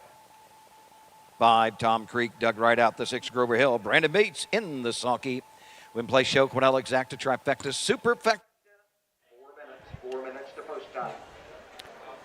Okay, so our last horse in the field is Grover Hill. Brandon Bates will drive for trainer Tyler Bates. Sean McGee is the owner. It's a What the Hill out of Hurricane Hazel, who is by Striking Sabra. This horse is sitting 10th right now in the Ohio Fair Championship points with 192 points. 9 starts on the year, 2 wins. That was at Oak Harbor in 1:59 and also at Bell Fountain in 2:03. So that 1:59 is his lifetime mark. From Oak Harbor has already made in his lifetime $45,000, made $34,000 of it as a 2-year-old. So a nice colt here, Grover Hill. The beautiful program that Susan was talking about, she said, had lots of harness racing trivia in it, and indeed it does. Now, we have lights here tonight if we need them at Celina, and one of the trivia questions on this particular thing, the program says, what track was the first to have racing under the lights? So maybe our fans, maybe we should let them answer that and guess before we give out the answer. What do you think? Yeah. Think Anybody about that knows now. that? What racetrack first had racing under the lights? Dun, dun, dun, dun. Somebody Keep will checking come up for with the that. answer. We know the answer. We've got the program right here that's going to tell us. A Line of Stone is sitting first in the 3-year-old colt points for the Ohio Fair Championship. So he has 370 points. And you can go check out those points. If you go to ohha.com, you can see the point standings for the Ohio Sire Stakes, the Buckeye Stallion Series, Ohio Fair Championships, Ohio Fair Racing Conference. Those will all be on there. We do not have the other 3 circuits, Home Talent, Southern Valley, and Ohio Colt Racing Association, but those you can go to their own either websites or Facebook pages. I think Southern Valley, they have theirs posted on their Facebook page, but Home Talent and OCRA, they have websites that you can go to, and they keep them up to date. So let's check. Anybody answered that yet? Nope, not yet. All right. Our points were updated today, so they're through yesterday. So it's you can take, like I said, go to ohha.com, and then in the upper right-hand corner, there's 3 lines. Press on the 3 lines, then go to racing, then go to nominations and standings. Once you get into the nominations and standings, you may have, I think that's where you press the blue, it looks like a little flashlight. So you press on that, and then you can pick which division you want and which series you want. And then you can get the standings from there. So it sounds harder than it is. It's not that hard once you get through it once, it'll have a really easy time after that. Well, I don't know how much longer we should wait. I might give it out here. The first track to have racing under lights was Roosevelt Raceway, and the year was 1940. Now, Roosevelt Raceway is also important for introducing another thing, and that is the Steve Phillips starting gate. They were the first to actually use it, even though he developed it in the late 30s. And interestingly enough, I did get schooled. There's 2 Stephen Phillips, and it was Stephen G. Phillips. I think that Tom Pye, the harness guy, told me, he said that you have to have it straight. Anyway, I hope I'm right, if he's listening, Tom, that it was Stephen G. Phillips that invented the mobile starting gate. I know how it happened was he was attending racing at Lexington, and there were some Hollywood types that had come in to make a movie, and they were riding around in a car with a camera, and he got the idea about how to put wings and have a mobile starting gate. So he was from Xenia, Ohio. Another, well, I guess Ohio was definitely, in a lot of ways, one of the hotbeds of early popular horse racing. Yeah, absolutely. I mean, you look at most of these fairs, and most of these fairs started back in the 1800s, and they just continued to go. The United States Trotting Association was established in Ohio.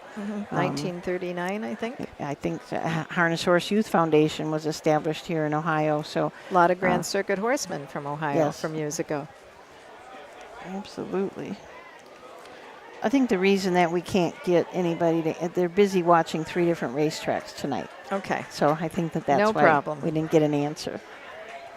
But before the next race, I'm going to put the cover of this program up so you can see it, because it's like a collage, and it's all these different harness racing pictures, and it's just really, really cool. It's worthy of the attention, Susan. I'll agree. It's a beautiful program. Somebody took some time and effort into it. Absolutely. So let's turn it over to Doug Ballinger for the call of the 3-year-old Colt Trot, second division. This evening, the gate sponsored by Celina Eagles Lodge number 1291. Here they come.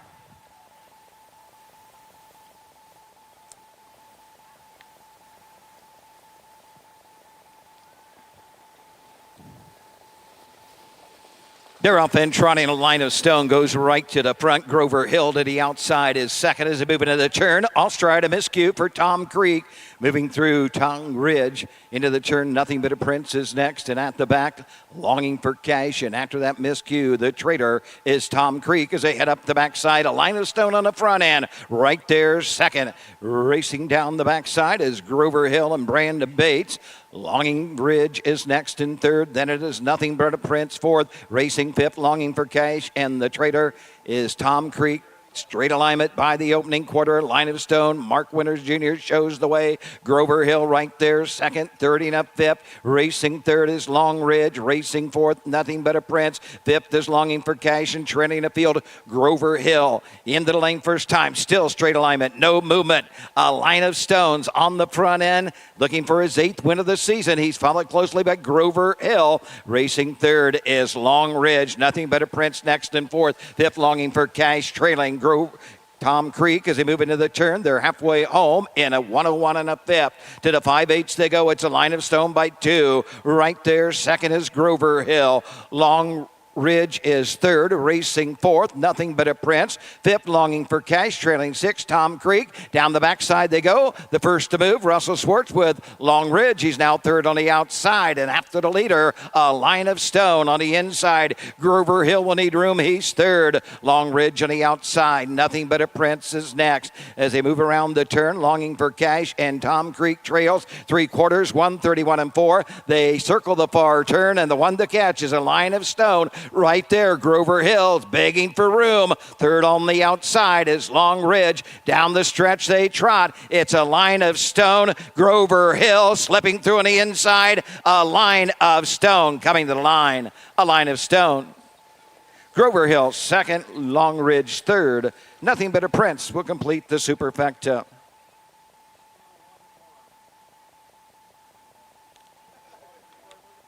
The mile 201, 1/5.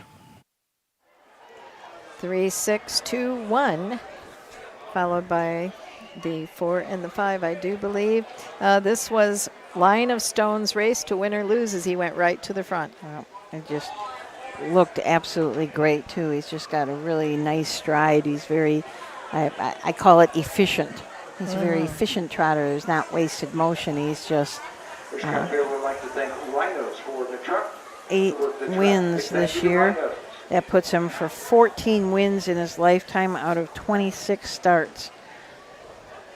Speaking of wins, Russell Swartz made a bid there with Long Ridge for a while. And as a driver, Russell Swartz has 10 wins to go to make it 2,000. Oh. 2,000 victories. So he was trying hard here. It's on that countdown. You know, it gets so far, and then every race is so important. Yeah. Really. We've got a horse racing later on in the card that's coming up on a really important milestone. Tonight will be his 299th lifetime start. And he's starting again in a couple of days. So that'll be his 300th lifetime start. That's absolutely amazing. It is. That is what you call an iron horse. Yeah, absolutely. So the first division went in 2 minutes and 2/5. The second division here went in 2:01 and 1. So the first race, or not the first race, what was the race here? I know I looked it up. The 3-year-old colt trot. The second race was 2 minutes and 2/5. So that's the faster division tonight. Got a line of stone, and I have a feeling that Marianne Madden is very happy. She's always cheering for a line of stone. So yes, she is. She has her favorites, and she's pretty active. Yeah, always on very her comments. Yeah, we always like seeing her on our feed, that's for sure. Moving into the Celina Moose Lodge winner circle. Here's the 3 Line of Stone, 3-year-old Brown Ridgeling by Lane of Stone out of the Muscle Massey mare. Missed the line, 8th of the season for Line of Stone. Harry Horowitz, Brooklyn, New York owns. Mark Winters trains. Mark Winters Jr. drives the winner of the mile, 2:01, 1/5. Blanket by Celina Moose Lodge, number 1473. Here's the way they finish. Number 1, Nothing But a Prince, 4. 2 Long Ridge, 3. 3 Line of Stone, the winner. Number 4, Longing for Cash, 5. 5 Tom Creek, 6. The 6 Grover Hill, 2. 2:01, 1/5. 30 and a 5th, 1:01 and 1, 131 and 4. Top down 4-3-1, 5-6-2 on the bottom.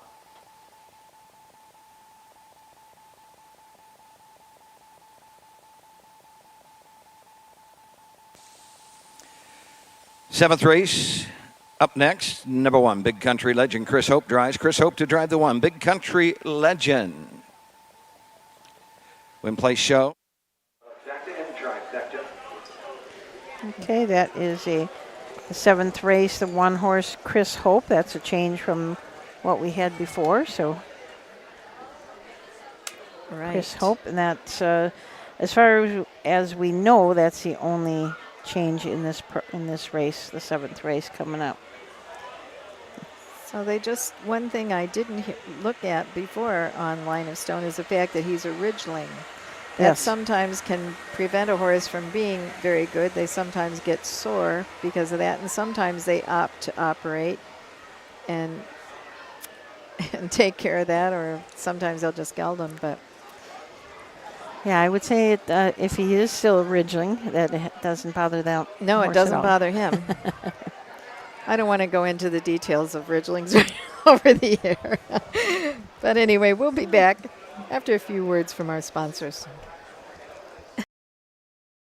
When you need supplies for your horse, one name stands out: Big D's. Since 1976, Big D's Tack and Vet Supply has been the equine experts you can trust. Whatever your horse needs is available at Big D's Tack and Vet Supply. Visit the retail outlet in Streetsboro, Ohio, or order online at bigdweb.com for fast shipping. Most orders ship that day. Or call 1-800-321-2142. Big D's Tack and Vet Supply. At Ohio State's Galbraith Equine Center, our veterinary champions are here for your champions 24/7, 365 days a year.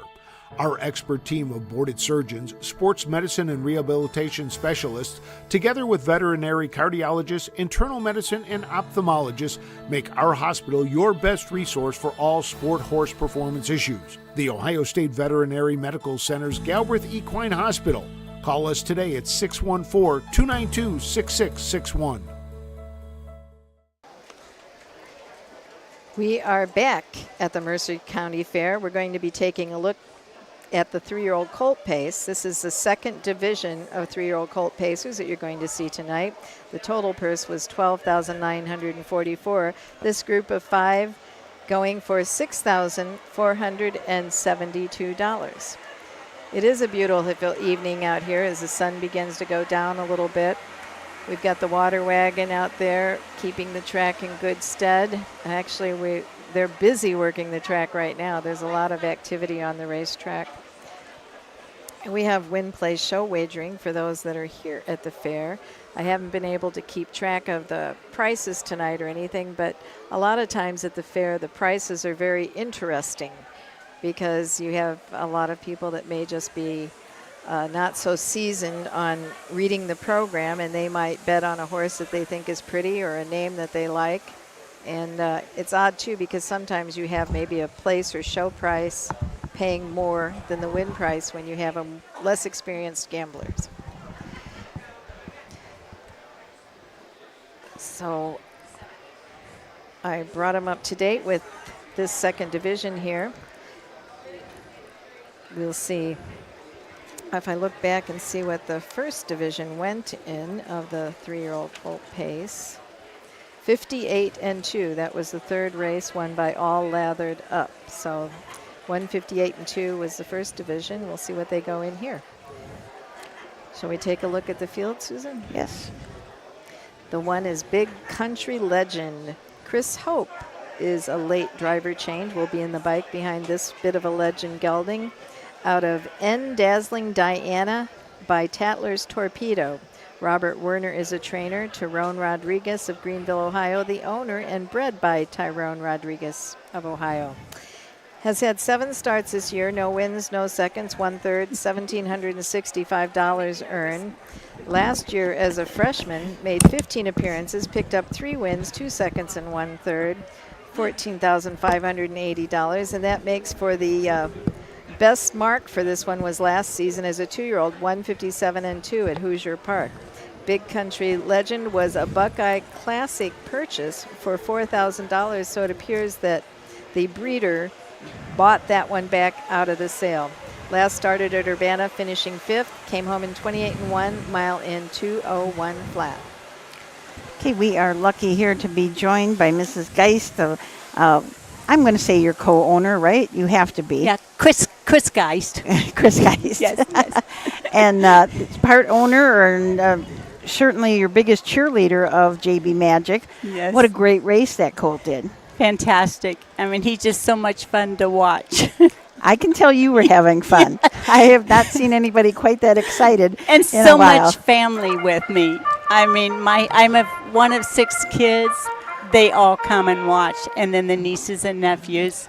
And Ty's family follows us too. Oh, that's so good. And it looked like I don't know how many people you had in the winner's circle, but I imagine it was a record for this year. I think so. Just hang on with us till we get it done with the post parade, okay? Okay, that's fine. On the track, $6,472. Blanket by the bait stable. Chris Hope to drive the 1. These are the horses. Number 1, Big Country Legend. The driver is Chris Hope. 2, Dylan the Legend. Kevin Snyder drives. Charles Nepp, the 3, Cruiser with Class. 4, Ball of Terror, David Ward. And the 5, Wireless Collar, Brandon Bates in the sulky. Win, play, show, Quinell Exacta, trifecta. 4 minutes. 4 minutes. So, Chris, you guys have been in the horse business for a long time. Yes, Bob and I's been married for 38 years. My first date with him was to Greenville Fair. Oh, really? I've been hooked. And you were hooked ever since. Yes. This colt is so good so early. Have you had anything like this before? Doo-Wop Bobby last year, but he was Okay. a 3-year-old. So as a 2-year-old, no, I can't recall.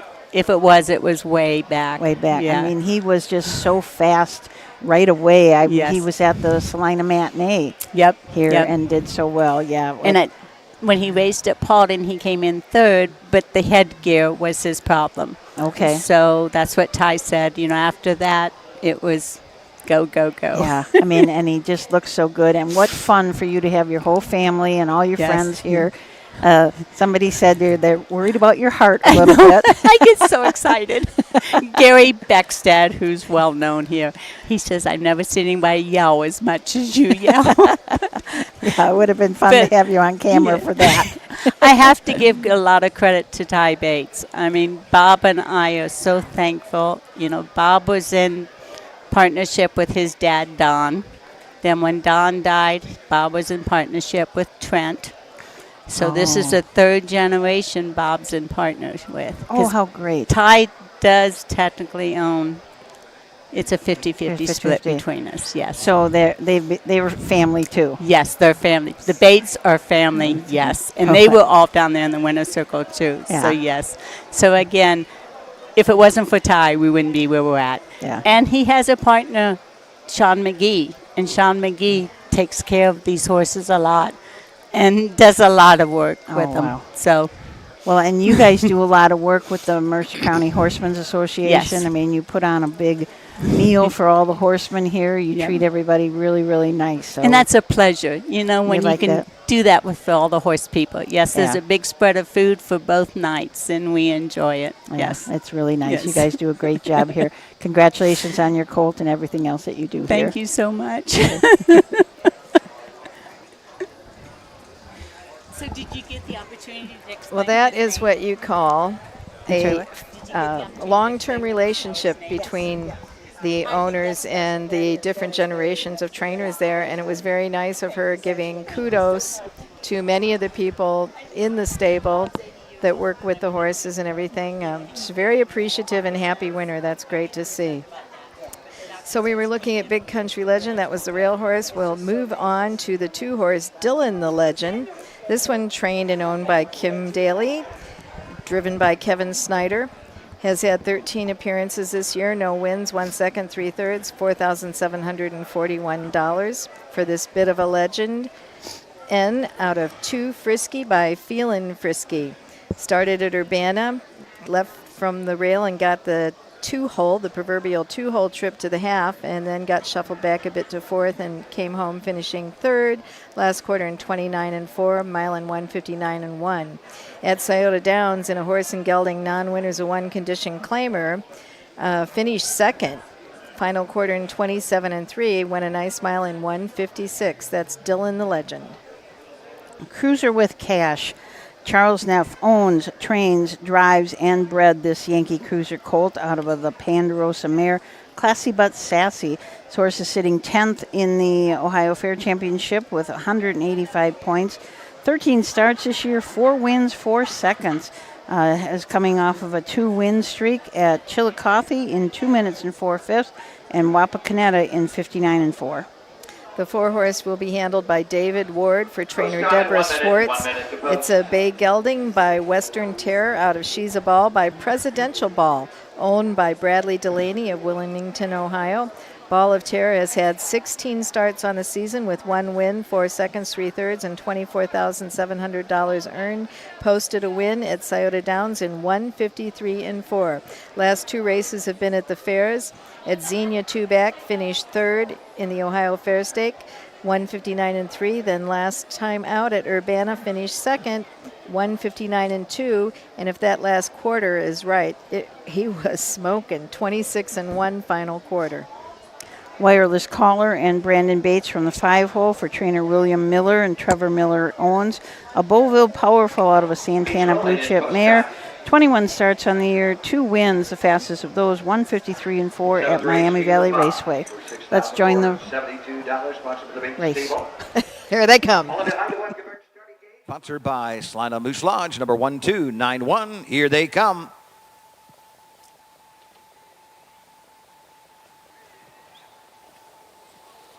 Enter off. First away, Cruiser with Class. To his outside is Ball of Terror. 3 wide is Wireless Collar as they move into the turn. Dylan Legend comes out in 4th. The trailer Big Country Legend. On over to the opening 8. They go up on the outside. David Ward and Ball of Terror clear to the front. Cruiser with Class is next. On the outside, Wireless Collar races 3rd. We'll find a pylon. 4th is Dylan the Legend. Then it's 2 back to Big Country Legend trailing the field.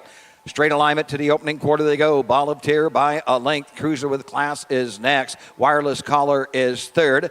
Dylan the Legend is 4th. And Big Country Legend trails the field through a quarter in 28-4. Field of 5 on over to the 3/8. They're in straight alignment, and Ball of Terror is in control. He leads it by a length. Cruiser with Class is next. Wireless Collar is 3rd. Racing 4th is Dylan the Legend, and Big Country Legend is the traitor front to back. They're separated by some 5 lengths. They're half halfway home, and it's Ball of Tear leading the way. Cruiser with Class is next. Wireless Collar is third. Fourth is Dylan the Legend, and trailing the field, Big Country Legend. They step past the front half in 59-1. They head to the 5/8 and opening up Ball of Tear by 2 lengths. Cruiser with Class is second. Racing third. Wireless Collar, Dylan the Legend is fourth. Big Country Legend will move to the outside from fifth.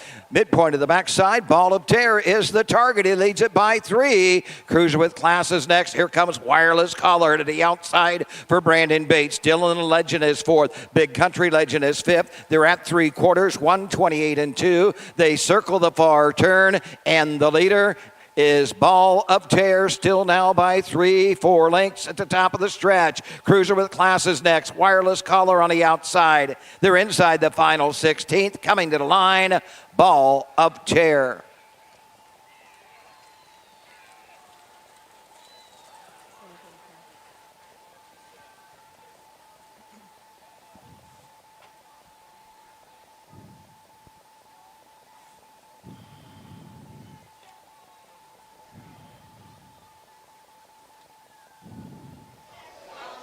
Ball of Terror gives David Ward his first win of the night for trainer Deborah Schwartz and owner Bradley Delaney.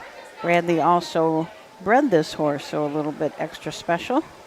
They started the race just like they finished it, lining up 4, 3, 5, 2, 1. Ball of Terror, I didn't get the final time yet. We're on anticipation here because the first division was 158-2. This one has a chance of being a tick better, I think. See if they came home better than 30 seconds. That Wireless Collar, boy, Brandon Bates had a big hold of that horse at the half. He was just, that horse wanted out of the hole bad, and Brandon just tried to keep him in there and came out around coming into the last turn, but he didn't have quite enough to catch Ball of Terror.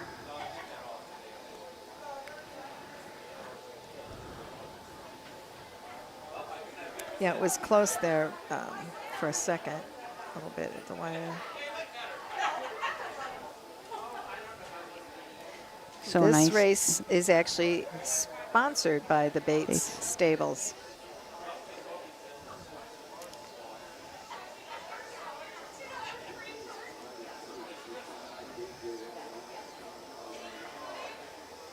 So I don't think we've heard the final time yet. No, I don't. I guess maybe they are discussing. But here comes Moving Ball of into Terror. the Celina Moose Lodge winner circle. Here's the winner of the 7th 3-year-old Colt Pace, the 4 Ball of Tear. 3-year-old Big Girl, son of Western Tear out of the Presidential Ball Mare. She's a Ball, second of the season. Owned by Bradley Delaney of Wilmington, Ohio. Deborah Schwartz trains. David Ward gets his second winning drive of the evening. Ball of Tear home, 157. Blanket by the Bates Stable.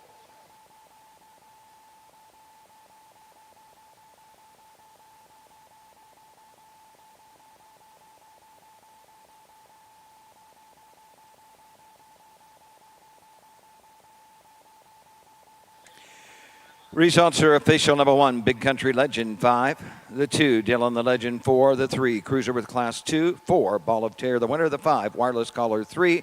157, 28-4, 59 3/4, 128-2, 5-4-2, 1-3 on the bottom. 8th is next. It's up in about 12 minutes. Win place show, Quinella Exacta trifecta, a couple. 90 proof, Mark Winters Jr. Mark Winters Jr. the 1, 90 proof, the 2, sneak past him, Brandon Bates. Brandon Bates the 2, sneak past him. So as I suspected, they did go faster in this division, 157 flat, and that was a good final quarter in this one, absolutely. 28-3. Nice race by David Ward and Ball of Terror. I misspoke. I said this was David Ward's first start, but it was not. It's the second winner of the night. So a couple changes in the race coming up. The 8th race, the 2-year-old Colt Trot. Mark Winters Jr. will drive the 190 proof, and Brandon Bates will drive the 2, sneak past them. So we'll be right back to look at these horses after this.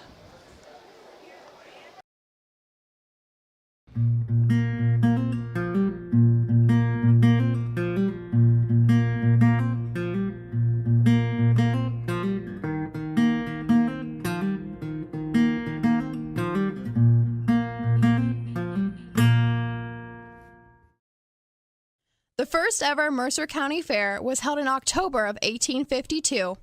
Admission cost was 25 cents for the one-day event. Reports say competition was light, so no premiums were rewarded to exhibitors. Small fairs were attempted for the next 3 years, but lack of interest and support led the Mercer County Fair to take a decade-long hiatus. Thankfully, in 1868, the local agricultural society reorganized, announcing that the Mercer County Fair would return bigger and better than ever before. The fair moved to Celina and extended to 3 days. The event would become annual from that year forward. Just before the turn of the 20th century, the present fairgrounds was purchased by the society. Quickly, a first-class regulation track and grandstand were built to keep up with public demand for harness racing. In time, a horse barn was built to provide year-round training. In 1909, the world champion pacer Dan Patch even visited the Mercer County Fair. Today, the Mercer County Fair is a member of the Ohio Colt Racing Association and hosts 2 days of live-action harness racing. Hi, I'm Dean Gillespie, and I want to tell you about the Ohio Colt Racing Association. There's 19 member fairs, and they sponsor the Partial Futurity in Greenville, Ohio. You need to race in the OCRA. Great racetracks, great people. Bring the kids and come out to the fair, and remember, fair time is fun time.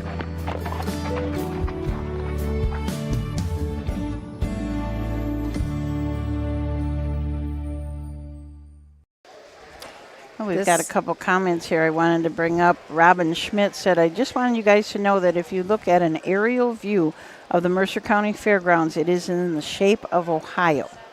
Wow, that's very interesting. That is interesting. So we'll have to get Matt to get his drone way up in the air so we can see what shape this is. I wonder if that just happened by accident or if that was planned. Yeah. But he said we should add that to the history of the Mercer County Fair. That is very interesting. And Dennis, you say you're watching from Paris. I want to know if that's like Paris, Kentucky, or is that Paris, France? So let us know, Dennis, where you are watching from. Oui. Yeah. Ooh la la. We are heading into the 8th race, so we're well into our program tonight of 11 races. This is the second division of the 2-year-old Colt Trot. The first division was our 4th race, and it was won by Smoke One for Me in 2:08 and 2. So we'll see which is the speedier set here after they cross the finish line in this 8th race. 90 Proof has the rail. Mark Winters Jr. will drive for trainer Mark Winters. R. Dean Davis Stable and Mark Winters are the owners, and R. Dean Davis Stable is the breeder of this Uncle Peter colt out of a Jailhouse Jesse Mayer Big Girl Pants. This horse is 7 of 8 first, seconds, or thirds. Has not gotten a win yet, but has been really close. Been second 4 times and third 3 times. Last 2 starts finished third at Urbana and Wapakoneta, and was in a dead heat for second at Washington Courthouse. And this colt has been trotting in 2-3, 2-4, 2-4 and 1, so has certainly been quite consistent. It looks like Sneak Past Them is going to be driven by Brandon Bates for the first time in his short career. I don't see his name down here before, so we'll see how he matches up with Sneak Past Them. This is a bay colt by Marseille out of Speaker Hanover by Donato Hanover. Sneak Past Them actually had a wire-to-wire win back on July 8th at Wilmington with Ronnie Gillespie in the bike. Came back from the second tier in a Buckeye Stallion series and had the trailing position of 9 with Ronnie in and finished 4th. Since then, though, has been making some miscues. 8 starts, 1 win. 2:05 and 1 at Wilmington. Second division, $6,358. Blanket by Celina Wine Store. Field of 5, 190 Proof. Mark Winters Jr. drives. 2 Sneak Past Him, the driver, Brandon Bates. 3 Go Joey L. Hank Levan driving. 4 is Amazing Tom, Ronnie Gillespie. 5, Are You Lucky, Russell Swartz in the sulky.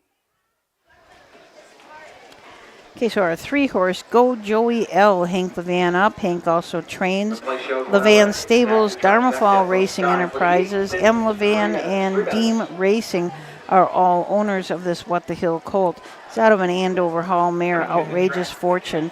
13 starts this year, 1 win. That was at Ottawa earlier this year in 2-12-1. Has also had one second place and 4 thirds. His earnings of $9,550. And this colt was a Buckeye Classic sale purchase for $17,000. We've had quite a few horses tonight that were on winning strings. We have another one here in the 4, Amazing Tom. This one trained by Dan Krebihenny. That's my guess. I'm not sure if I'm right, but Dan Krebihen. And owned by Dan and Mary Krebihen of Richwood, Ohio. Ronnie Gillespie gets the call behind this one. He was in the bike last time out for a wire-to-wire win in 2-3 over at Urbana. Before that, the horse went wire-to-wire style again in 2 minutes for David Ward at Wapakoneta. This win string on this one is 5 strong for the season, 9 starts, 6 wins, 1 second, 1 third, $23,779 earned, and the best mark, the 2-minute mile at Wapakoneta. It's this horse, Amazing Tom, has had quite a few different drivers too, so it doesn't seem to matter to the colt who sits back there. Are You Lucky? Russell Schwartz from the 5 for Deborah Schwartz. Deborah is also the trainer of this Marseille colt. It's out of a Conway Hall mare, Ovi's Baby. 6 starts on the year, 3 thirds, has made $3,000. Last start out was probably his fastest start when he raced at Urbana, and he did trot in 2.5 flat. Well, we mentioned some of the sale prices from time to time. In this field, Amazing Tom, that we mentioned about the win string, he was a Buckeye Classic sale for $9,500. So he also has earned back his purchase price and then some. I want to see if I can hold up this program in front of the camera. Sure. So everybody can see what a cool program. I mean, the program cover itself is really neat, but and we'll get a close-up of it's like a tree, but it's got a collage of all different horse pictures, you know. Yes. It's just, can you see it okay, Matt? I think so. Okay. Looking good. It's just it's a nice cover. The whole program is nice. It's got those little trivia questions in it so people can look at that. So thank you, Matt. Well, that's all part of making things interesting, and I think the more you can educate fans about the sport, whether it's what's happening now or our history, it's a good thing. Yeah, that's really, really nice. Very interesting and well done. So I don't know who their program director was or who put the program together, but kudos to you. Yeah. A shout out to you. After this one, we have 3 more to go. Our next race is going to be veterans, though. We've been looking at the 2 and 3-year-old colts. We'll have the veterans in the 9th race. Still a beautiful night. Haven't had to turn the lights on yet. May not even have to, I don't know. Yeah, we may make it. I was watching the horses warm up that are in those 2 Signature Series races. I don't know.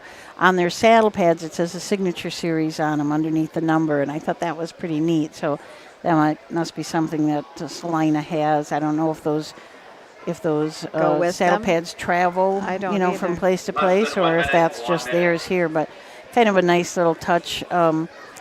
Van Wert does the same thing. They have the Peony Pace and the Harvest Trot, and they also have special saddle pads that say that on them. It just kind of adds a little bit of specialness. I don't know if I ever mentioned it to you, Susan. When we worked together one of the first times, I wondered about the ownership called the Cookie Ladies.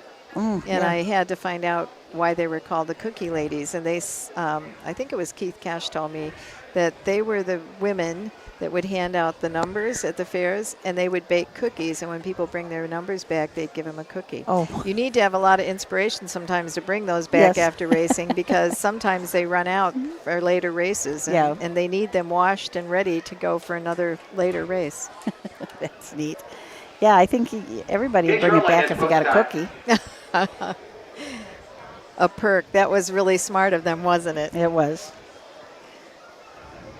A lot of people at the fairs are very innovative. You know, you have to think of all the different things. It's just not coming and putting on these races. They spend a tremendous amount of time and effort in making it into a really nice program. And that's why we say fair time is fun time. That's right.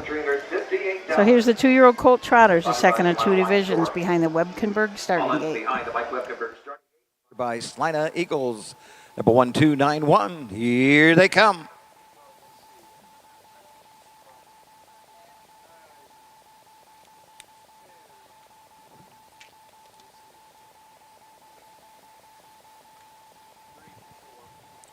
Off stride to 3, go Joey L. They're up and trotting on the inside. 90 Proof goes for the lead on the outside as they move into the turn. That is Amazing Tom.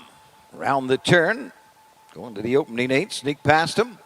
To the inside is Are You Lucky? And trailing the field, go Joey L. Down the backside, Amazing Tom. Ronnie Gillespie to the front end. 90 Proof races second. Sneak past him is third. Fourth is Are You Lucky? Trailing the field, go Joey L. They drop by the opening quarter and on the front end, showing away is Amazing Tom. He leads it by 2. 90 Proof second, racing third, sneak past him. Trotting fourth around the turn. Are You Lucky? 30 2/5, and the traitor is Go Joey L. They trot to the 3/8 mark. Amazing Tom is the leader by 2. 90 Proof is second, racing third is sneak past him as they come on over to the half. Are You Lucky is next, and trailing the field, Go Joey L. They're halfway home, and Gillespie has Amazing Tom on the front end by a length. 90 Proof next. Sneak past him is third. Are You Lucky fourth. Go Joey L trails the field fifth. The half in 102. They head to the 5/8. Amazing Tom is the leader. He's looking for his 7th win of the season. 90 Proof is next. Then it is Are You Lucky up the backside. Sneak past him, trailing the field. Go Joey L. It's a 2-length lead for Amazing Tom. 90 Proof second. Sneak past him third. Are You Lucky fourth. Go Joey L still trails. It is a 3-length lead at the 3/4 for Amazing Tom. 90 Proof the closest second, racing third into the turn. That is sneak past him. Are You Lucky fourth. Go Joey L trails. 1:32 4 with an 1/8 of a mile to trot. It is all Amazing Tom. He leads it by 3. Sneak past him on the outside second. 90 Proof is third. They're off the turn. They're on their way home. Coming to the line, Amazing Tom. 6 in a row for Amazing Tom. Second to 2, sneak past him. Third to 5, Are You Lucky? The mile 2:02 2/5. That was easily the fastest division. The other one was 2:08 2, so 6 seconds faster for Amazing Tom in this one. I think you see when a horse is doing well like that, they earn some respect. Because the one, wasn't it the 190 Proof left also, and he really wanted the front, it seemed like, but he did defer. The battle didn't last long. He deferred to Amazing Tom, and I think that's due to respect. They understand that that horse has been doing well, and it'd be foolish to get into a battle. Yeah, he did have to work for that front, Yes, though. He didn't give it to him too easily. No. But yeah, he and once he got to the top, it looked like, as you can see by his lines, once he gets to the top, he's kind of unbeatable. Amazing Tom, Ronnie Gillespie. Ronnie has driven him a couple other times, 3 other times in the past performance lines. David Ward's also driven him, Jason Thompson. So he's pretty solid. Yeah, pretty solid. Absolutely. Wins from the second tier, wins from any place. And 2 2 is a really nice mile out here. Last half in 1 minute and 2/5. That's nice also that he doesn't have to have the front. He's versatile enough to be able to sit and come from back.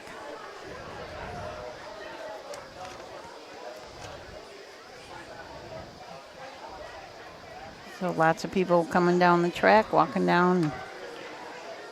Dan and Mary Crepahenny from Richwood, Ohio are the owners. Dan is the trainer. A $9,500 purchase at the Buckeye Classic sale, and he just jumped up to about $27,000.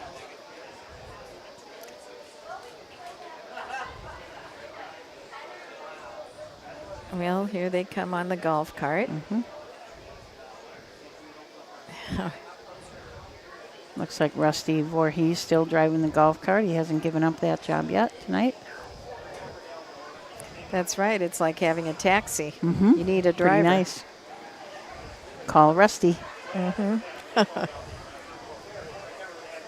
Rusty's, of course, on the speed committee here. He is always also an OHHA director. How many directors are there on the Ohio Harness Horsemen's Association? A lot. A lot. I'm trying to remember exactly how many there is because there's an advisory board. I didn't think it's try like- to trick you, Susan. It's like 36. Really? Yeah. That's a lot. Your winner of the 8th 2-year-old colt trot for $6,358. The 4 Amazing Tom. 2-year-old black colt, but Long Tom out of the credit winner mare. Playful Credit, 7th of the season in 10 tries in the partnership of Dan and Mary Kate Crebahenny of Richwood, Ohio. Dan Crebahenny trains assistant trainer Harrison Crebahenny with the 4 Amazing Tom. Ronnie Gillespie drives the winner, 202, 2/5. Blanket by Celina Wine Store. Joyce Herholzer making a presentation of the blanket.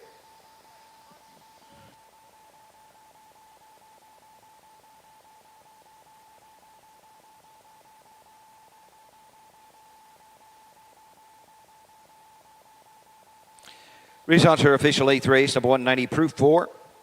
2 Sneak Past Him 2, the 3 Goat Joey L5. 4 Amazing Tom, the winner. 5 Are You Lucky 3, 202, 2/5. 30 and 2/5, 102, 132, and 4. 425, 13 on the bottom. 9th race is next. Scratch to 7, Bell straight out. Scratch to 7, Bell straight out. Ronnie Gillespie to drive the 3. Share Speedy Shark. Ron Gillespie the 3. Share Speedy Shark. 6 Seafarer. Sean Barker the 2nd. Sean Barker the 2nd. The 6 Seafarer. The 7 is scratch. 8 MG Summer Angel. Hank Levan to drive.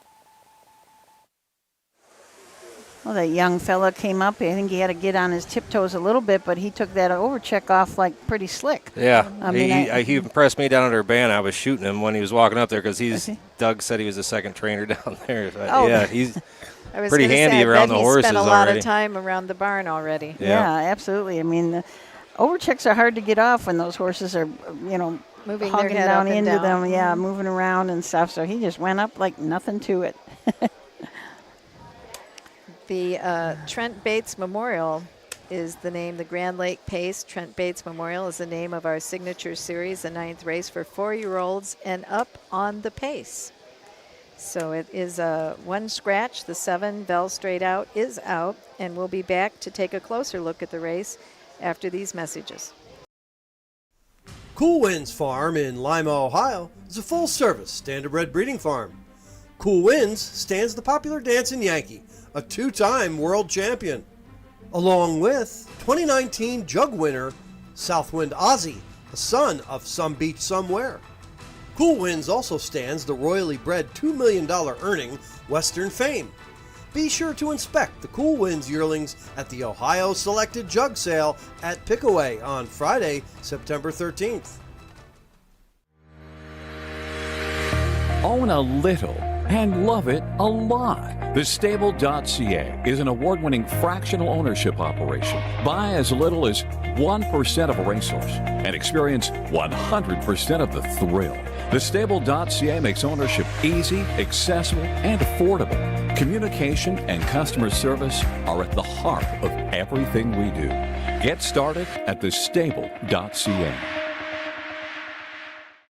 The Delaware County Fair, where history meets horsepower. Get ready for the thrill of a lifetime as the world-famous Little Brown Jug takes center stage. Witness the heart-pounding action, the thundering hooves, and the sheer determination of these incredible athletes compete for the coveted Little Brown Jug title. Don't miss your chance to be a part of history. For ticket and hospitality options, visit littlebrownjug.com. The Little Brown Jug, where champions are made and legends are born. Be there!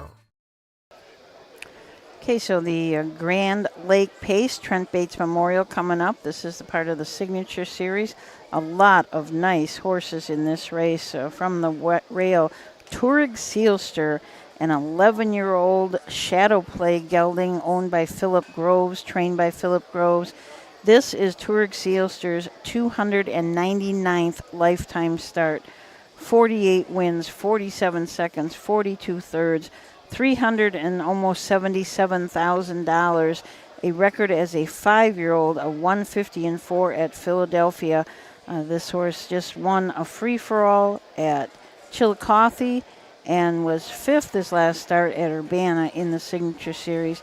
Has been racing at the fairs now for quite a while, but 11 years old and still tough. Dreamin' All the Time, the 2 horses, an 8-year-old gelding by Nob Hill High out of Dreamy Amanda by Dreamaway. This one hasn't found the winner's circle this year, but he has been racing not in the Signature Series, but instead racing in claimers at Scioto Downs, $20,000 claimers. Last season had a really good year, 45 starts, 10 wins, 4 seconds, and 4 thirds with $118,986 on the season. Lifetime, he's made 205 appearances, 26 wins, 18 seconds, 18 thirds, and $242,000, 610 lifetime. His fastest mark was 150 and 4/5 taken last season at Scioto Downs as a 7-year-old. Philip Ballinger is the trainer and co-owner with Jeff Kesters of Coldwater, Ohio. Shears, Speedy Shark, and Ronnie Gillespie from the 3. Steve Livingston is the trainer. George Hellman and the owner. This is a 8-year-old gelding by Shady Shark Hanover. This horse was racing at Miami Valley back in April and then took a little bit of a break and just got a qualifier at Hoosier Park to get back going. Did qualify in 55 and 1, 164 lifetime starts, $120,000 in earnings, a mark as a 6-year-old of 152 taken at Dayton Raceway. The 4, Rocky Ground, will be handled by Christina Smith, trained by Randy Smith and owned by Jessica A. Smith of Xenia. It is a mare in the field. She's 9 years old. She's an American Ideal out of Betts Roquette by Better's Delight. Has had 214 starts lifetime, 16 wins, 36 seconds, 25 thirds, and $213,982 on her card. As a 7-year-old, she went in 152 and 3 to victory at Miami Valley Raceway. This year, she's had 18 starts, yet to see the winner's circle with 4 seconds and 1 third. Did race at Xenia last time out, cut the mile to finish second, but has been also racing in condition races at Scioto Downs. Okay, we'll go to the post parade and then we'll continue with the field.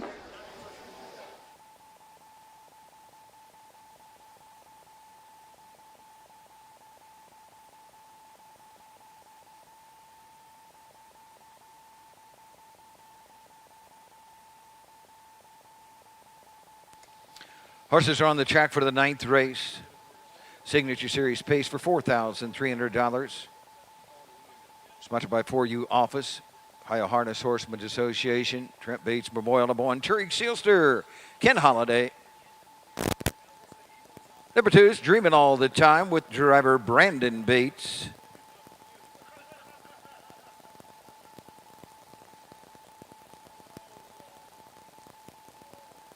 Three, Share Speedy Shark, Ronnie Gillespie drives. 4's Rocky Ground with Christina Smith. 5, Money Like It Is, Chris Hope. 6 is Seafair with Sean Barker the second. 7 is Scratch, number 8, MJ Summer Angel, Hank Levan in the sulky. Scratch is 7, Bell Straight Out, Wouldn't Play Show, Quinella. The 5, Money Like It Is, Chris Hope drives and trains for Gary Loy and Tom Baker. This is a 7-year-old gelding by Tell It Like It Is. Just 44 lifetime starts, 7 wins, 8 seconds, 5 thirds, has made $34,000. Had a mark as a 3-year-old of 153. Took his entire 6-year-old season off, did not have any starts during the time he was 6, and has only had 8 starts this year. 1 win, 1 second, 1 third, and that win was at Hoosier Park in 153. Has been racing at Hoosier Park in the last 6 starts, except for 1 in the Signature Series at Bell Fountain. The 6 is Seafair, conditioned by Steve Ashby and driven tonight by Sean Barker II. It's a bay gelding, 8 years old, by Captain Treacherous out of Baez, and that won by Rock and Roll Hanover. 14 starts this year with 4 wins, 1 second, 1 third, and $22,540. Best mark this season, 154 and 4, and that might be Buffalo. I'm not sure. Yeah, BR's Buffalo Buffalo Raceway. And last season went in 153 and 1 at Yonkers. The best mark for this one is as a 3-year-old, 150 and 4/5 at Pocono Downs. Has faced the starting gate 123 times with 28 victories, 21 seconds, 9 thirds, and $330,297 bankrolled. Seafair has not been racing much in Ohio, has been shipped in, or maybe, I don't know if it was a trainer change or anything, but racing at Saratoga, Buffalo, and Batavia. Last time out was at Elmira in the Open, finishing 3rd. The 7 Vel straight out is a scratch. The 8 MG Summer Angel, Hank Levan will drive this 12-year-old mare by I Scoot Hanover out of a storm damage mare. This is trained by William Miller II. Trevor Miller is the owner. I thought with Tourik Seelster at 299 lifetime starts that nobody would beat this one. But here, MG Summer Angels had 362 lifetime starts, $135,000 in earnings. Last year took a record of 155 at Lexington. Lifetime as a 7-year-old had a mark of 153 and 4 at Dayton Raceway. 12-year-old mare, that's a lot of starts, 362. It is, and she's not sour yet apparently because she's still racing. You know, we talked about, I said how much I like to hear the little cameos about the fair history, et cetera, and they include that Dan Patch was here. And it was almost 99 years ago that Dan Patch set his mark of 155 and a quarter on September 8th, 1905. Now, he was a free-legged pacer, which we don't see much of anymore. And early in his career, though, they thought he was an awkward colt, but then he started racing good, and he caught the eye of that M.W. Savage. And Savage loved the horse dearly. There wasn't anything he practically wouldn't do for Dan Patch. Do you know that people had a dance, the Dan Patch two-step? And they sold all kinds of things. Some of them were just memorabilia, but they also had things like cigars or things that were used in the home, like washing machines. Amazing. He was known in America across the whole United States. Mr. Savage was quite the promoter. I mean, he had his own train cars that he traveled around in, and just everything. I said the last week they had the Dan Patch in Indiana, but Minnesota also lays claim to Dan Patch because that was where Mr. Savage was from. So they have a Dan Patch race up there at Running Aces also. So it's a lot of history around. So we've got 7 of them going to the gate. Number 8 will start from the second tier. Let's go up to Doug for the Grand Lake Pace Trent Bates Memorial. By Eagles Lodge, number 1291. Here they come. They were off and pacing, dreaming all the time for the lead. Rocky Ground on the outside. Money Like It is third from the inside as they race around the turn. That is Tourik Seelster. Around the turn, Share Speedy Shark, 5th on the inside at the opening 8th. Racing 6th up the backside, MG Summer Angel, and trailing the field. As they head on over to the opening quarter mark, Seafair and Sean Barker the second. Down the backside they go. On the front end, dreaming all the time. Leads it by a length. Tourik Seelster gets that 2-hole trip. Hung on the outside, Rocky Ground third. Money Like It is to the inside of Rocky Ground. Racing 5th around the turn. That is Share Speedy Shark through an opening quarter in 29 seconds. MG Summer Angel is second to last, and 7th and last is Seafair, and Seafair will move to the outside. We got 4 in, 3 moving on the outside as they come to the halfway point. The leader, Brandon Bates, and dreaming all the time by a length. Tourik Seelster right there is second. Hung on the outside, Rocky Ground third. Inside, Money Like It is. Outside into the turn is Share Speedy Shark. MG Summer Angel, they're halfway home, 59 and 2, and Seafair can see them all. Down the backside of the 3/4 they go. It's still dreaming all the time by a length. Racing next, Tourik Seelster to the inside, racing third on the outside and moving up with every stride. Money Like It is. They're at the midpoint of the backside, going to the 3/4. Seafair from the back of the pack was 6th. He's now 5th. He's now 4th on the outside. They move into the turn. It's dreaming all the time. On the outside, Seafair. the inside. Turic Seelster, money like it is. 3/4, 129 and 4. Off the turn, they're on their way home. The one to catch is Dreaming All the Time. Turic Seelster and Seafarers coming after him on the outside. Coming to the line, Dreaming All the Time is almost there. Dreaming All the Time. Brandon Bates' 5th winning drive of the evening. 157 and 3. I think if you're Brandon Bates, you're going to say, I want to race here all the time. Can we race again next week and the next week? Because he has been on fire here. 5 wins out of 9 races. Yeah. What did they say? 1 for the thumb? Yeah. I heard that, 1 for the thumb. Yeah. And Turic Seelster finishing 2nd there for Ken Holliday. Very nice effort, too. I just, Turic Seelster is in at Napoleon.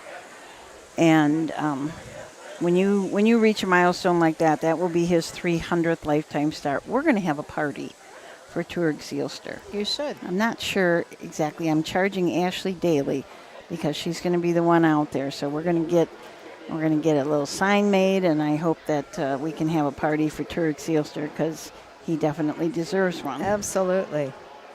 Yes, I mean, hard-knocking horses like that, and you don't know if in their early careers, many of them were stake much. When they earn that kind of money in overnights and things, very tough way to go. Yeah, absolutely. There are a lot of nice horses, and we've got 2 divisions of these nice old horses racing tonight. It's also nice that they're going for quite a bit of money. The Signature Series, they're going for $4,300 each. And part of that money is from the feature race grants from OHHA. So I always like to remind everybody, it's done for this year, but in the fall, by October 30th, we will be taking applications for feature race grants. And if you have a race that you want to up the purse a little bit, somebody special it's named after, or just want to have a extra special race at your fair, make sure that you apply for those feature race grants. And there is the applications will be on ohha.com on the website. It's not that hard to fill it out. If you need any help, we will certainly help you out. And then the fair committee looks at all of them, makes a decision on who gets those. And here, the Celina got $6,000, $3,000 for each of those 2 races. And this particular fair is a popular fair, and this Signature Series doesn't always draw such full fields, but tonight both of them had 8 horses entered, although we had a scratch in this 9th race with only 7 going forward, but full fields of 8. Winner's Circle, your winner of the night. Trent Bates Memorial, the 2 Dreaming All the Time. Brandon Bates gets his 5th winning drive of the evening. 8-year-old Bay Gilded son of Nob Hill High out of the Dream Aware mare, Dreamy Amanda. Phil Belanger, Jeffrey Kester's own Belanger trains. Brandon Bates, 5th of the evening. Blanket by 4U Office Supply and the Ohio Harness Horsemen's Association.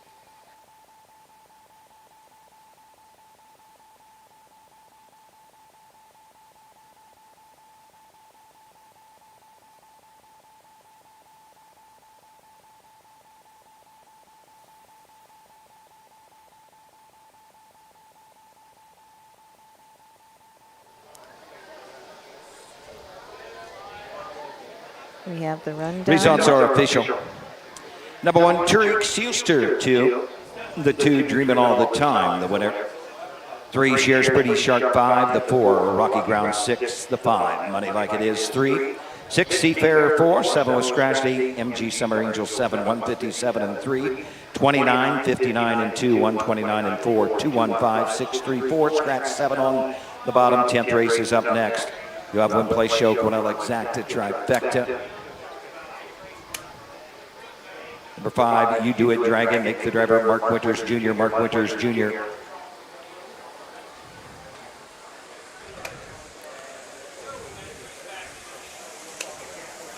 So the 10th race coming up, the 3rd of 3 divisions of the 2-year-old Colt Pace. We've got 1 driver change, the 5, You Do It Dragon, Mark Winters Jr. Something interesting in this race, 4 out of the last 5 horses won their last start. and the other one finished second. So this is a tough bunch of 2-year-old colt pacers, and we'll talk about all 5 of them as soon as we come back. For over 50 years, Midland Acres has provided top-quality Ohio-bred colts and fillies. As a third-generation farm, we understand the importance of delivering well-cared-for and well-mannered yearlings. Get in the winner's circle with the yearlings by Fear the Dragon, Yankee Cruiser, Long Tom, Summa Cum Laude, Ready for Money, and Bit of a Legend. See our yearlings at the Blooded Horse Sale August 27th and the Ohio Select Sale September 13th.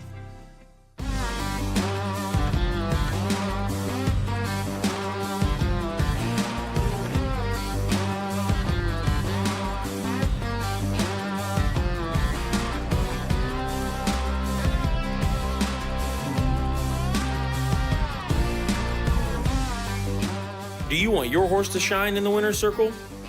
Feed DAC oil. It makes a world of difference.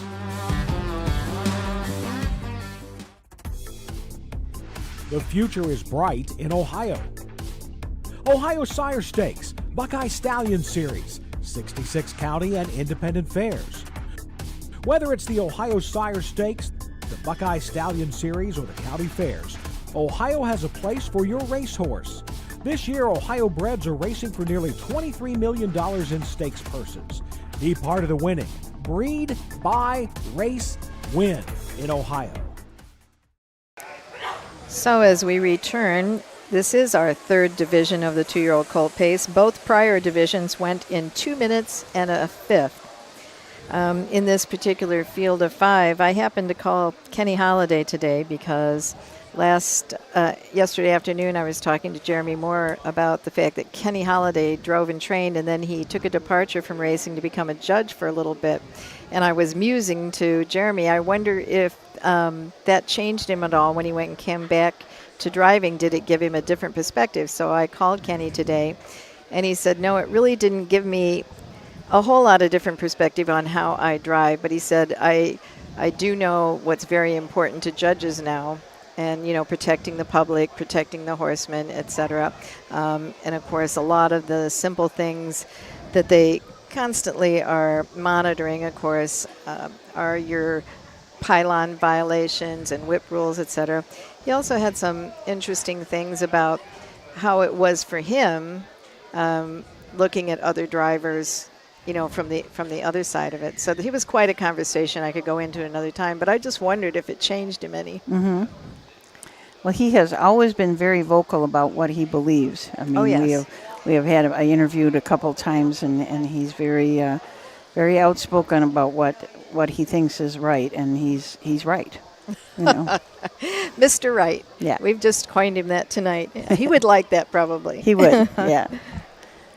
So this 2-year-old colt pace from the rail, we have Brian's Pop Can, the Deuce, Sean Barker will drive for Logan Rowe. Matt Rowe is the owner and also the breeder.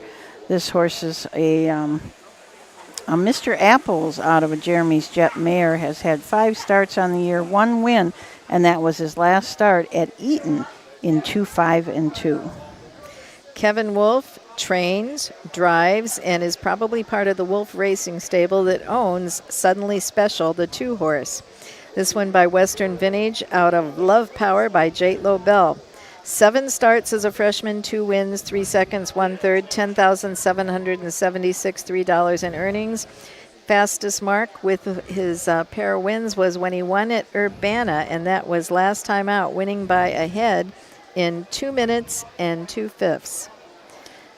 And Doc Holliday will drive Gorgeous Jet. He also trains his colts. He's out of I'm Gorgeous. He's by I'm Gorgeous out of Choose My Jet, who is a Jeremy's Jet. Crazy Parrot Farms LLC is the owner, and Crazy Parrot Farms, they are always watching our feed, so we appreciate that.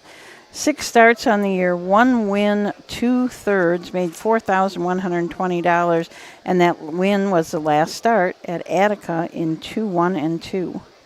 The 4-horse is Fear the Panda, and driver Brandon Bates There's another opportunity to put another one across the wire first. This one is trained by Randy Smith. It's a Fear the Dragon colt out of AP Panda by Feelin' Frisky. 7 starts, 1 win, 1 second, 1 third, and $856 banked. Also had a win last time out, wire to wire style at Urbana, 158 and 3. Let's join the post parade and then we'll come back. Race 2-year-old colt pace for $4,907, third division.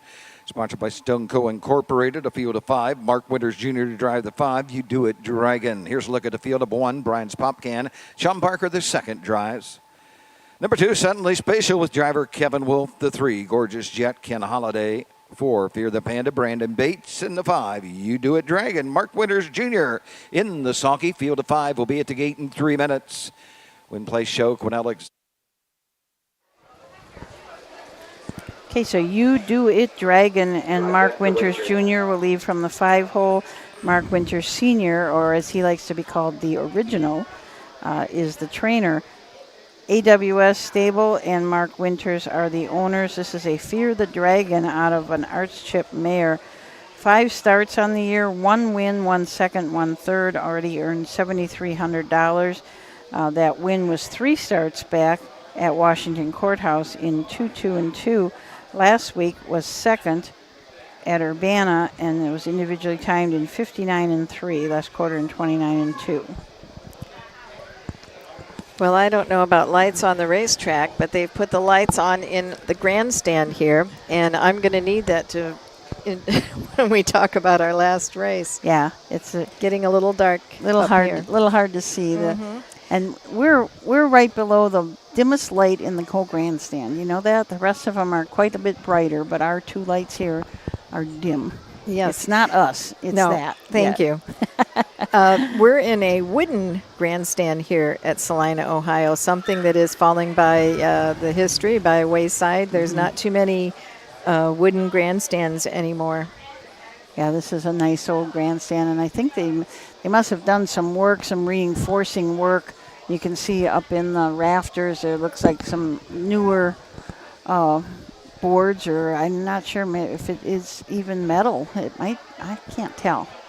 I think they're painted wood, actually. Painted wood, but it does look like they have upgraded it some. You can see the older rafters that are in there are those hand-hewed things, you know, where you can see where they made the marks with the axes when they were cutting them. So this is a very old grandstand.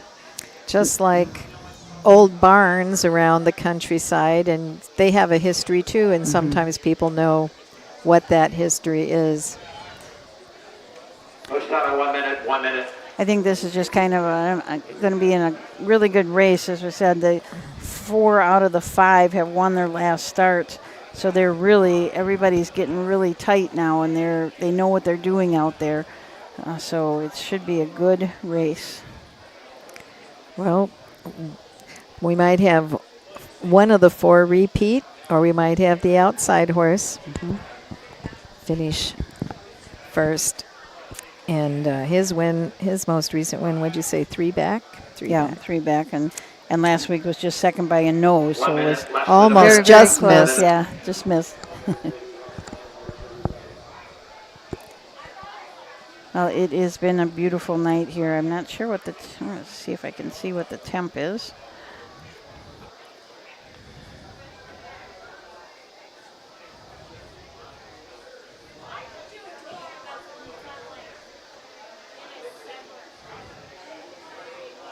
Temperature here is 71 degrees.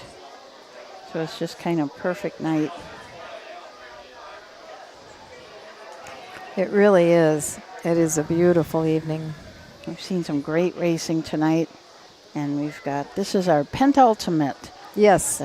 Race before the last. So 2-year-old Colt Pacer is headed to the Webkenburg starting gate, the 3rd of 3 divisions. So let's join Doug Ballinger for the call of this, the 10th race tonight at Celina. $4,907, 2-year-old Colt Pacers. 3rd division, sponsored by Stoneco Incorporated. All in behind the Webkenburg starting gate, sponsored by Celina Eagles, number 1291. Here they come.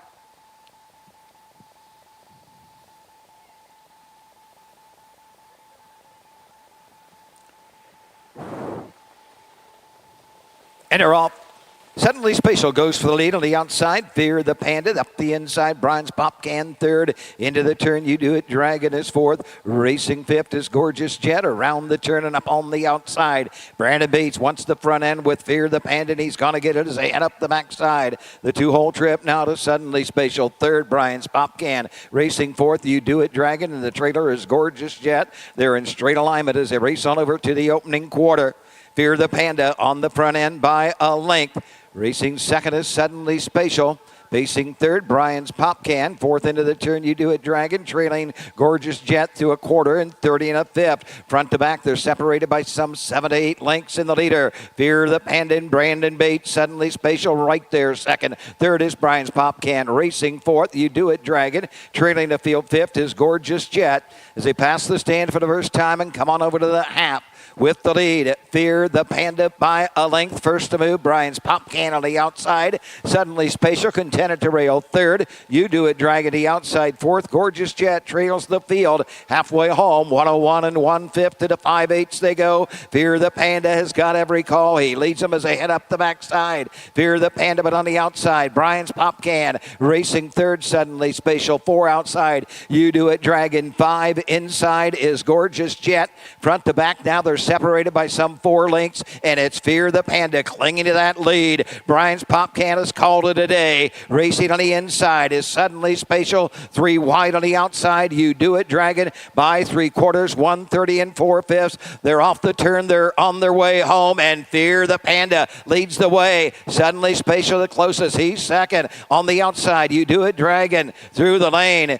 Coming to the line, Fear the Panda. Suddenly Spatial on the outside.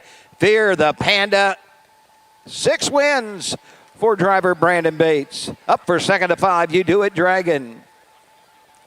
159 and 3. Well, his hot streak continues. I mean, Brandon Bates, as well as Fear the Panda picking up 2 in a row here in Ohio. You see Brandon, he does have one in the last race too. He was put down on one. So 6 wins on this Celina Oval. That's pretty nice. That'll make a headline on the OHHA Facebook page. It will. So unofficially, I had Fear the Panda your winner. You Do It. Dragon second. And Suddenly Spatial third. Suddenly Spatial is sitting 7th in the Ohio Fair Championship with 202 points, and Brian's Pop Can 11th with 131 points. One thing I always want to remind everybody, even though it's a long ways to the Ohio Fair Championship, I know, but boy, if you're anywhere near the top, you should enter, because the worst that can happen is that you don't get in. But there have been years when we've gone down to the 23rd, 24th horse. There was one year we went down further than that. So you never know, especially since it is so late, with it being in mid-October, that a lot of the 2-year-olds may have quit. You know, they don't want to keep going with them. So I always say you just need to enter. Well, I should mention, out of the previous 2-year-old colt paces, that went in 2 minutes and a 5th. Obviously, Fear the Panda, this is the fastest division, 159 and 3. Randy Smith and Amelia Smith out there. This is another young lady out here that can handle a horse. I have seen her take care of these horses. She's really an excellent horsewoman. Looking around for her horse. Oh, here he comes. Fear the Panda. Well, you get bit by the horse bug, it's often a long time, lifetime passion. Colt pace for 4,907 to 4. Fear the Panda. Amelia Smith Senior Ohio, 2-year-old bay colt by Fear the Dragon out of the Feelin' Frisky mare. APP Panda. Randy Smith trains. Brandon Bates gets his 6th winning drive of the evening. 159 and 3 for Fear the Panda, blanket by Stoneco Incorporated.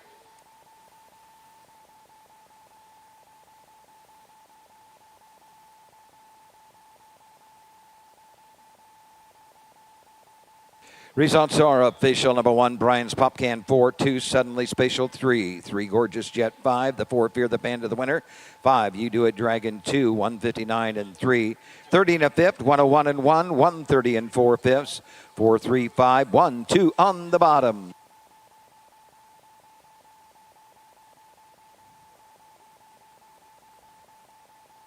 Oh, I was just thinking that You got to really get off the bike and really walk. bright light came on, but that must be the photo finish light they were kind of testing out. I have my phone out with the lights on so I can read this last one. Our getaway feature, the 11th race, which is another division of the Signature Series for 4-year-olds and up. The Grand Lake Pace Trent Bates Memorial will be our final race of the evening here at Mercer County Fair. And we'll be back in just a moment. Mark your calendar for the new and exciting North American Standard Breed Mix Sale. Tuesday, December 17th at the Mount Hope Event Center in Mount Hope, Ohio. Broodmares, broodmare prospects, racehorses, and stallion shares. Pedigrees announced by Ed Teefee and Gabe Pruitt. Online bidding, clean, heated facility. The North American Standard Breed Mix Sale. A live auction to see quality horses with industry-leading pedigrees. Tuesday, December 17th in Mount Hope, Ohio. Entries open September 5th. At Ohio State's Galbraith Equine Center, our veterinary champions are here for your champions 24/7, 365 days a year. Our expert team of boarded surgeons, sports medicine and rehabilitation specialists, together with veterinary cardiologists, internal medicine, and ophthalmologists, make our hospital your best resource for all sport horse performance issues. The Ohio State Veterinary Medical Center's Galbraith Equine Hospital. Call us today at 614-292-6661. When you need supplies for your horse, one name stands out: Big D's.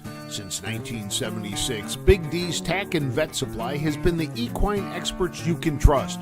Whatever your horse needs is available at Big D's Tack and Vet Supply. Visit the retail outlet in Streetsboro, Ohio, or order online at bigdweb.com for fast shipping. Most orders ship that day. Or call 1-800-321-2142. Big D's Tack and Vet Supply. The Delaware County Fair, where history meets horsepower. Get ready for the thrill of a lifetime as the world-famous Little Brown Jug takes center stage. Witness the heart-pounding action, the thundering hooves, and the sheer determination of these incredible athletes compete for the coveted Little Brown Jug title. Don't miss your chance to be a part of history. For ticket and hospitality options, visit littlebrownjug.com. The Little Brown Jug, where champions are made and legends are born. Be there! So I have the 1967 Huff's Guide in front of me, and I'm looking at the Mercer County Fair. Back in 1967, they raced 4 nights. They raced the same kind of time period, August 12, 14, 15, 16, but they raced on a Saturday night, a Monday night, a Tuesday night, and a Wednesday night. And at that time, they were members of the Western Ohio Colt Racing Association, so the WOCRA. They had a lot of overnight races, and this is something interesting. They had no entry fees, but 2% of the amount raced for is to be deducted from money winners. So if you raced and you made money, they were going to take 2% away, and that was for their entry fees to pay their expenses. But so if you didn't make any money, it didn't cost you anything to get in. So that was kind of interesting. And they declared in the day preceding the race, so they had to decide quickly what they were going to be in. So 4 nights of racing at Celina, and this year we had 2, and 2 great nights of racing here. Very, very, very nice racing, very good racing, and it's not going to let up because we have a full field of 8 in this one, 6 on the gate, 2 trailers, and we better take a look at it. Yep, Captain Panko and David Ward from the rail. Kyle, I'm sorry about this, Trasfer is the trainer.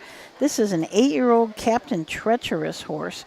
He's had 149 lifetime starts, 11 wins, 17 seconds, 26 thirds, $230,000 plus in earnings. A mark as a 7-year-old. So last year he went in 151-4 at Scioto. This year he's been in 53-1 at Miami Valley. Interestingly enough, the 2 is also by Captain Treacherous out of Evelixam and Art Major. The name Captain LeBlanc, driven by Mark St. Louis Jr. and trained by Russell Early III. This one owned by Richard Atto of Mansfield, Massachusetts. It's a state I missed earlier when I was talking about where they were coming from. This horse has had 17 starts this year, hasn't had a win to its credit this year, did have 3 out of 12 last year, has only raced 45 lifetime starts. For a 6-year-old, that's pretty light, but has 6 wins, 8 seconds, 4 thirds, and $81,528 to his credit. As a 5-year-old, earned a mark of 151-4 at Miami Valley Raceway. Army of One, Thomas Litt will drive and trains this 10-year-old by Hi-Ho Silver Heels, owned by Stanley Shoemaker from Highland Heights, Kentucky. This horse has had, 246 lifetime starts, 34 wins, 30 seconds, 20 thirds, $197,000 in earnings, and an 8-year-old mark of 51-4. We'll pick back up with the rest of the field after the post parade. Horses are on the track for the 11th and final race. Grand Lake Pace, Trent Bates Memorial, $4,300, sponsored by VFW Post number 5713 and the Ohio Harness Horsemen's Association. A field of 8.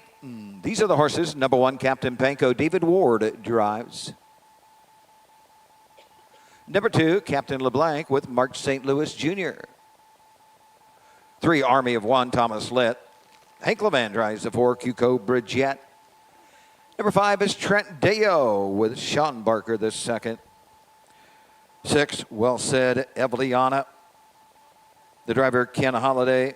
Brandon Bates, the 7, Maximum Lovin'. Number 8, High Splendor, Ronnie Gillespie in the sulky.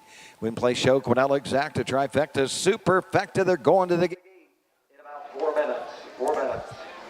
The 4 horse is Q Cobra Jet. Hank Levan will take the lines. He's also the trainer of this 12-year-old by Jeremy's Jet out of Little Q by Stand Forever.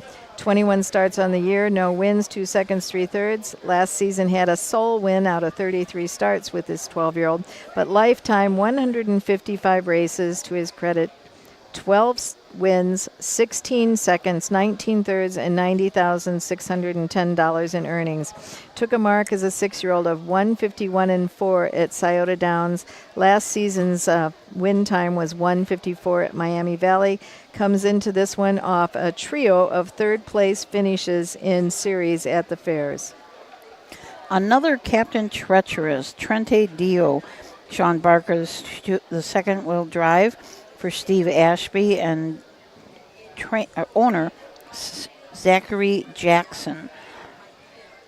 This horse has got some line. Last week he was scratched, judges ineligible, and then he was at Elmira, a fair in, I think that's in New York, where he finished 1 in 2, 2 and 1, and then he was racing at Buffalo and Batavia. Also has had 169 lifetime starts, 37 wins, $377,780 in earnings. A mark as a 5-year-old of 150-2, but this year he also has a mark of 151-1 at the Meadowlands. The 6 is Well Said, Eveliana. This is just a 4-year-old mare by Well Said out of Bloom and Delight by Better's Delight, so youngest one in the field and a mare, it appears. Owned by Philip Groves, trained by Philip Groves. This one has had 5 starts on the season out of 18 appearances, 1 second, 3 thirds, $49,785 earned this year, with 152 and 3/5 at Scioto Downs being the fastest win time. Coming right into this one off a win in wire-to-wire style at Urbana, winning by 3 lengths in 156-4. Maximum Lovin' and Brandon Bates from the 7, so they will be in the 2nd tier. Randy Smith trains for Jessica Smith. This is a 5-year-old gelding by Proven Lover. 85 lifetime starts, 14 wins, $128,000 in earnings, and a mark as a 4-year-old of 150-4 at Northfield Park. But also this year at 5 has a mark of 152-2 at Scioto. The 8 is High Splendor, a 4-year-old gelding by Nob Hill High, trained by Steve Boroff and driven by Ronnie Gillespie here. Comes into this race off a race from Scioto Downs where it was a horse and gelding. Now when is a 2 condition claimer. Finished second, paced in 155 and 3. 949 lifetime starts between these 8 horses. Amazing bunch of horses for this signature series. Let's throw it up to Doug Ballinger for the final race of the night. Sponsored by Celina Eagles Lodge, number 1291. Here they come.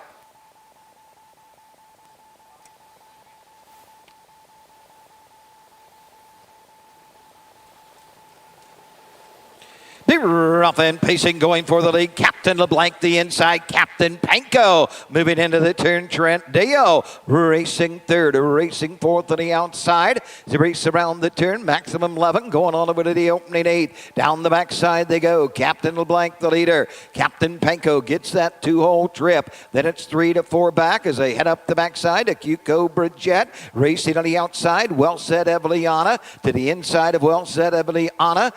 As they race on over to the opening quarter is Maximum 11. Then it is Army of 1.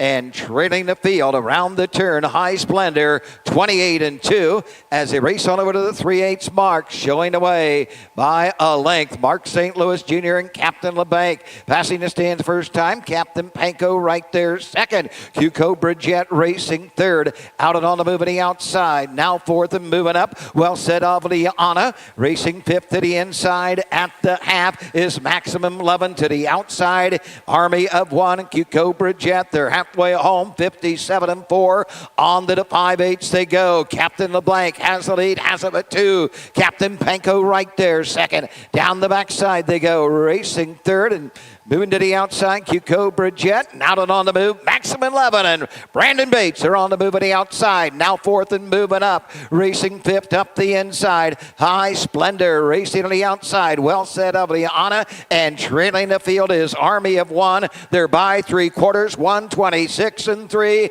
And the battle's on the front end. Up on the outside with a little less than an eighth of a mile to pace. On the outside, Well Said Avliana coming to the line. Maximum 11 with less than an eighth. Through the stretch they come. Maximum 11 and Brandon Bates. Maximum 11 gives Brandon Bates his 7th winner on the card. Captain Panko second. Captain LeBlanc home third. 155 3/5. 155 3/5. Not too far off the track record of 154. That was set in 2019 or 18. I can't tell for sure what that says. But what a great race. Absolutely.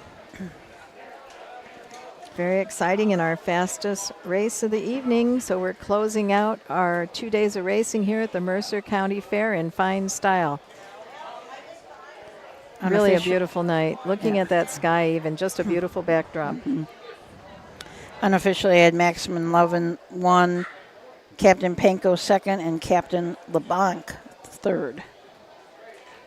And we did have one that pulled off, had broken equipment. I think that was a 5. While there's still some folks listening, I'd like to thank Rusty Voorhees, Bob Geis, Steve Boroff, the whole MCC, HA, Monroe County. Mercer County Horsemen's. Yeah, Harness Horsemen's Association. They know who I'm talking about. The cookout was spectacular. Everything they've done here has just been a huge help. It's greatly appreciated. Yeah, it's just a nice bunch of people and a good horsemen's organization. That's, it's hard to find horsemen's organizations at county fairs anymore because a lot of them, people just don't stay. But they keep it together here, and they do a great job. In the restroom, they had a list of activities here, and the first thing on the list was, I think it was sometime in February, was the Mercer County Harness Horsemen's Association banquet. So,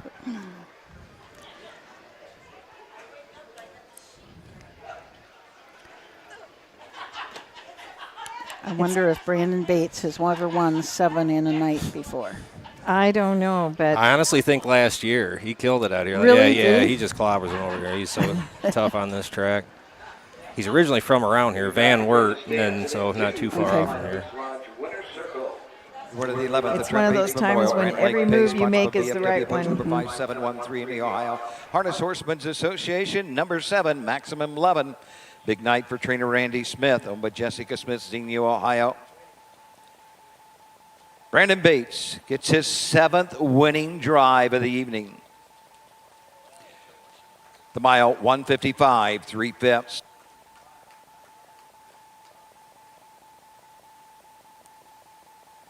Maximum 11. Brandon Bates. Take the Trent Bates Memorial in 1:55 3. Fractions of 28 2, 57 4, 126 3.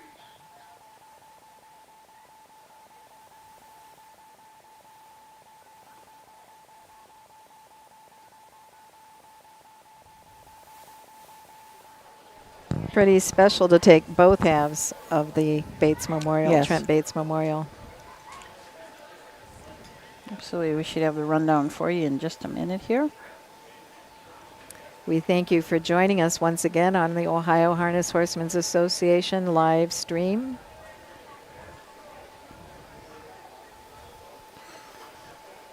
Trainer Randy Smith won 3 of the first 4 races over down at Urbana just last Results week, too. official. Captain Penko 2, the 2 Captain LeBlanc 3.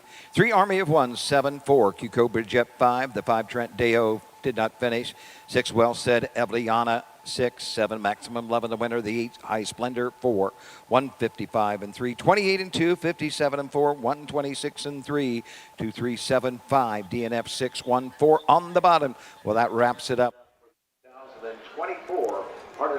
That does wrap it up for Susan Schroeder and myself, Trish Soulsby. We hope you catch us on another broadcast, and until we meet again, good racing, good luck, and good night. Good night, everyone.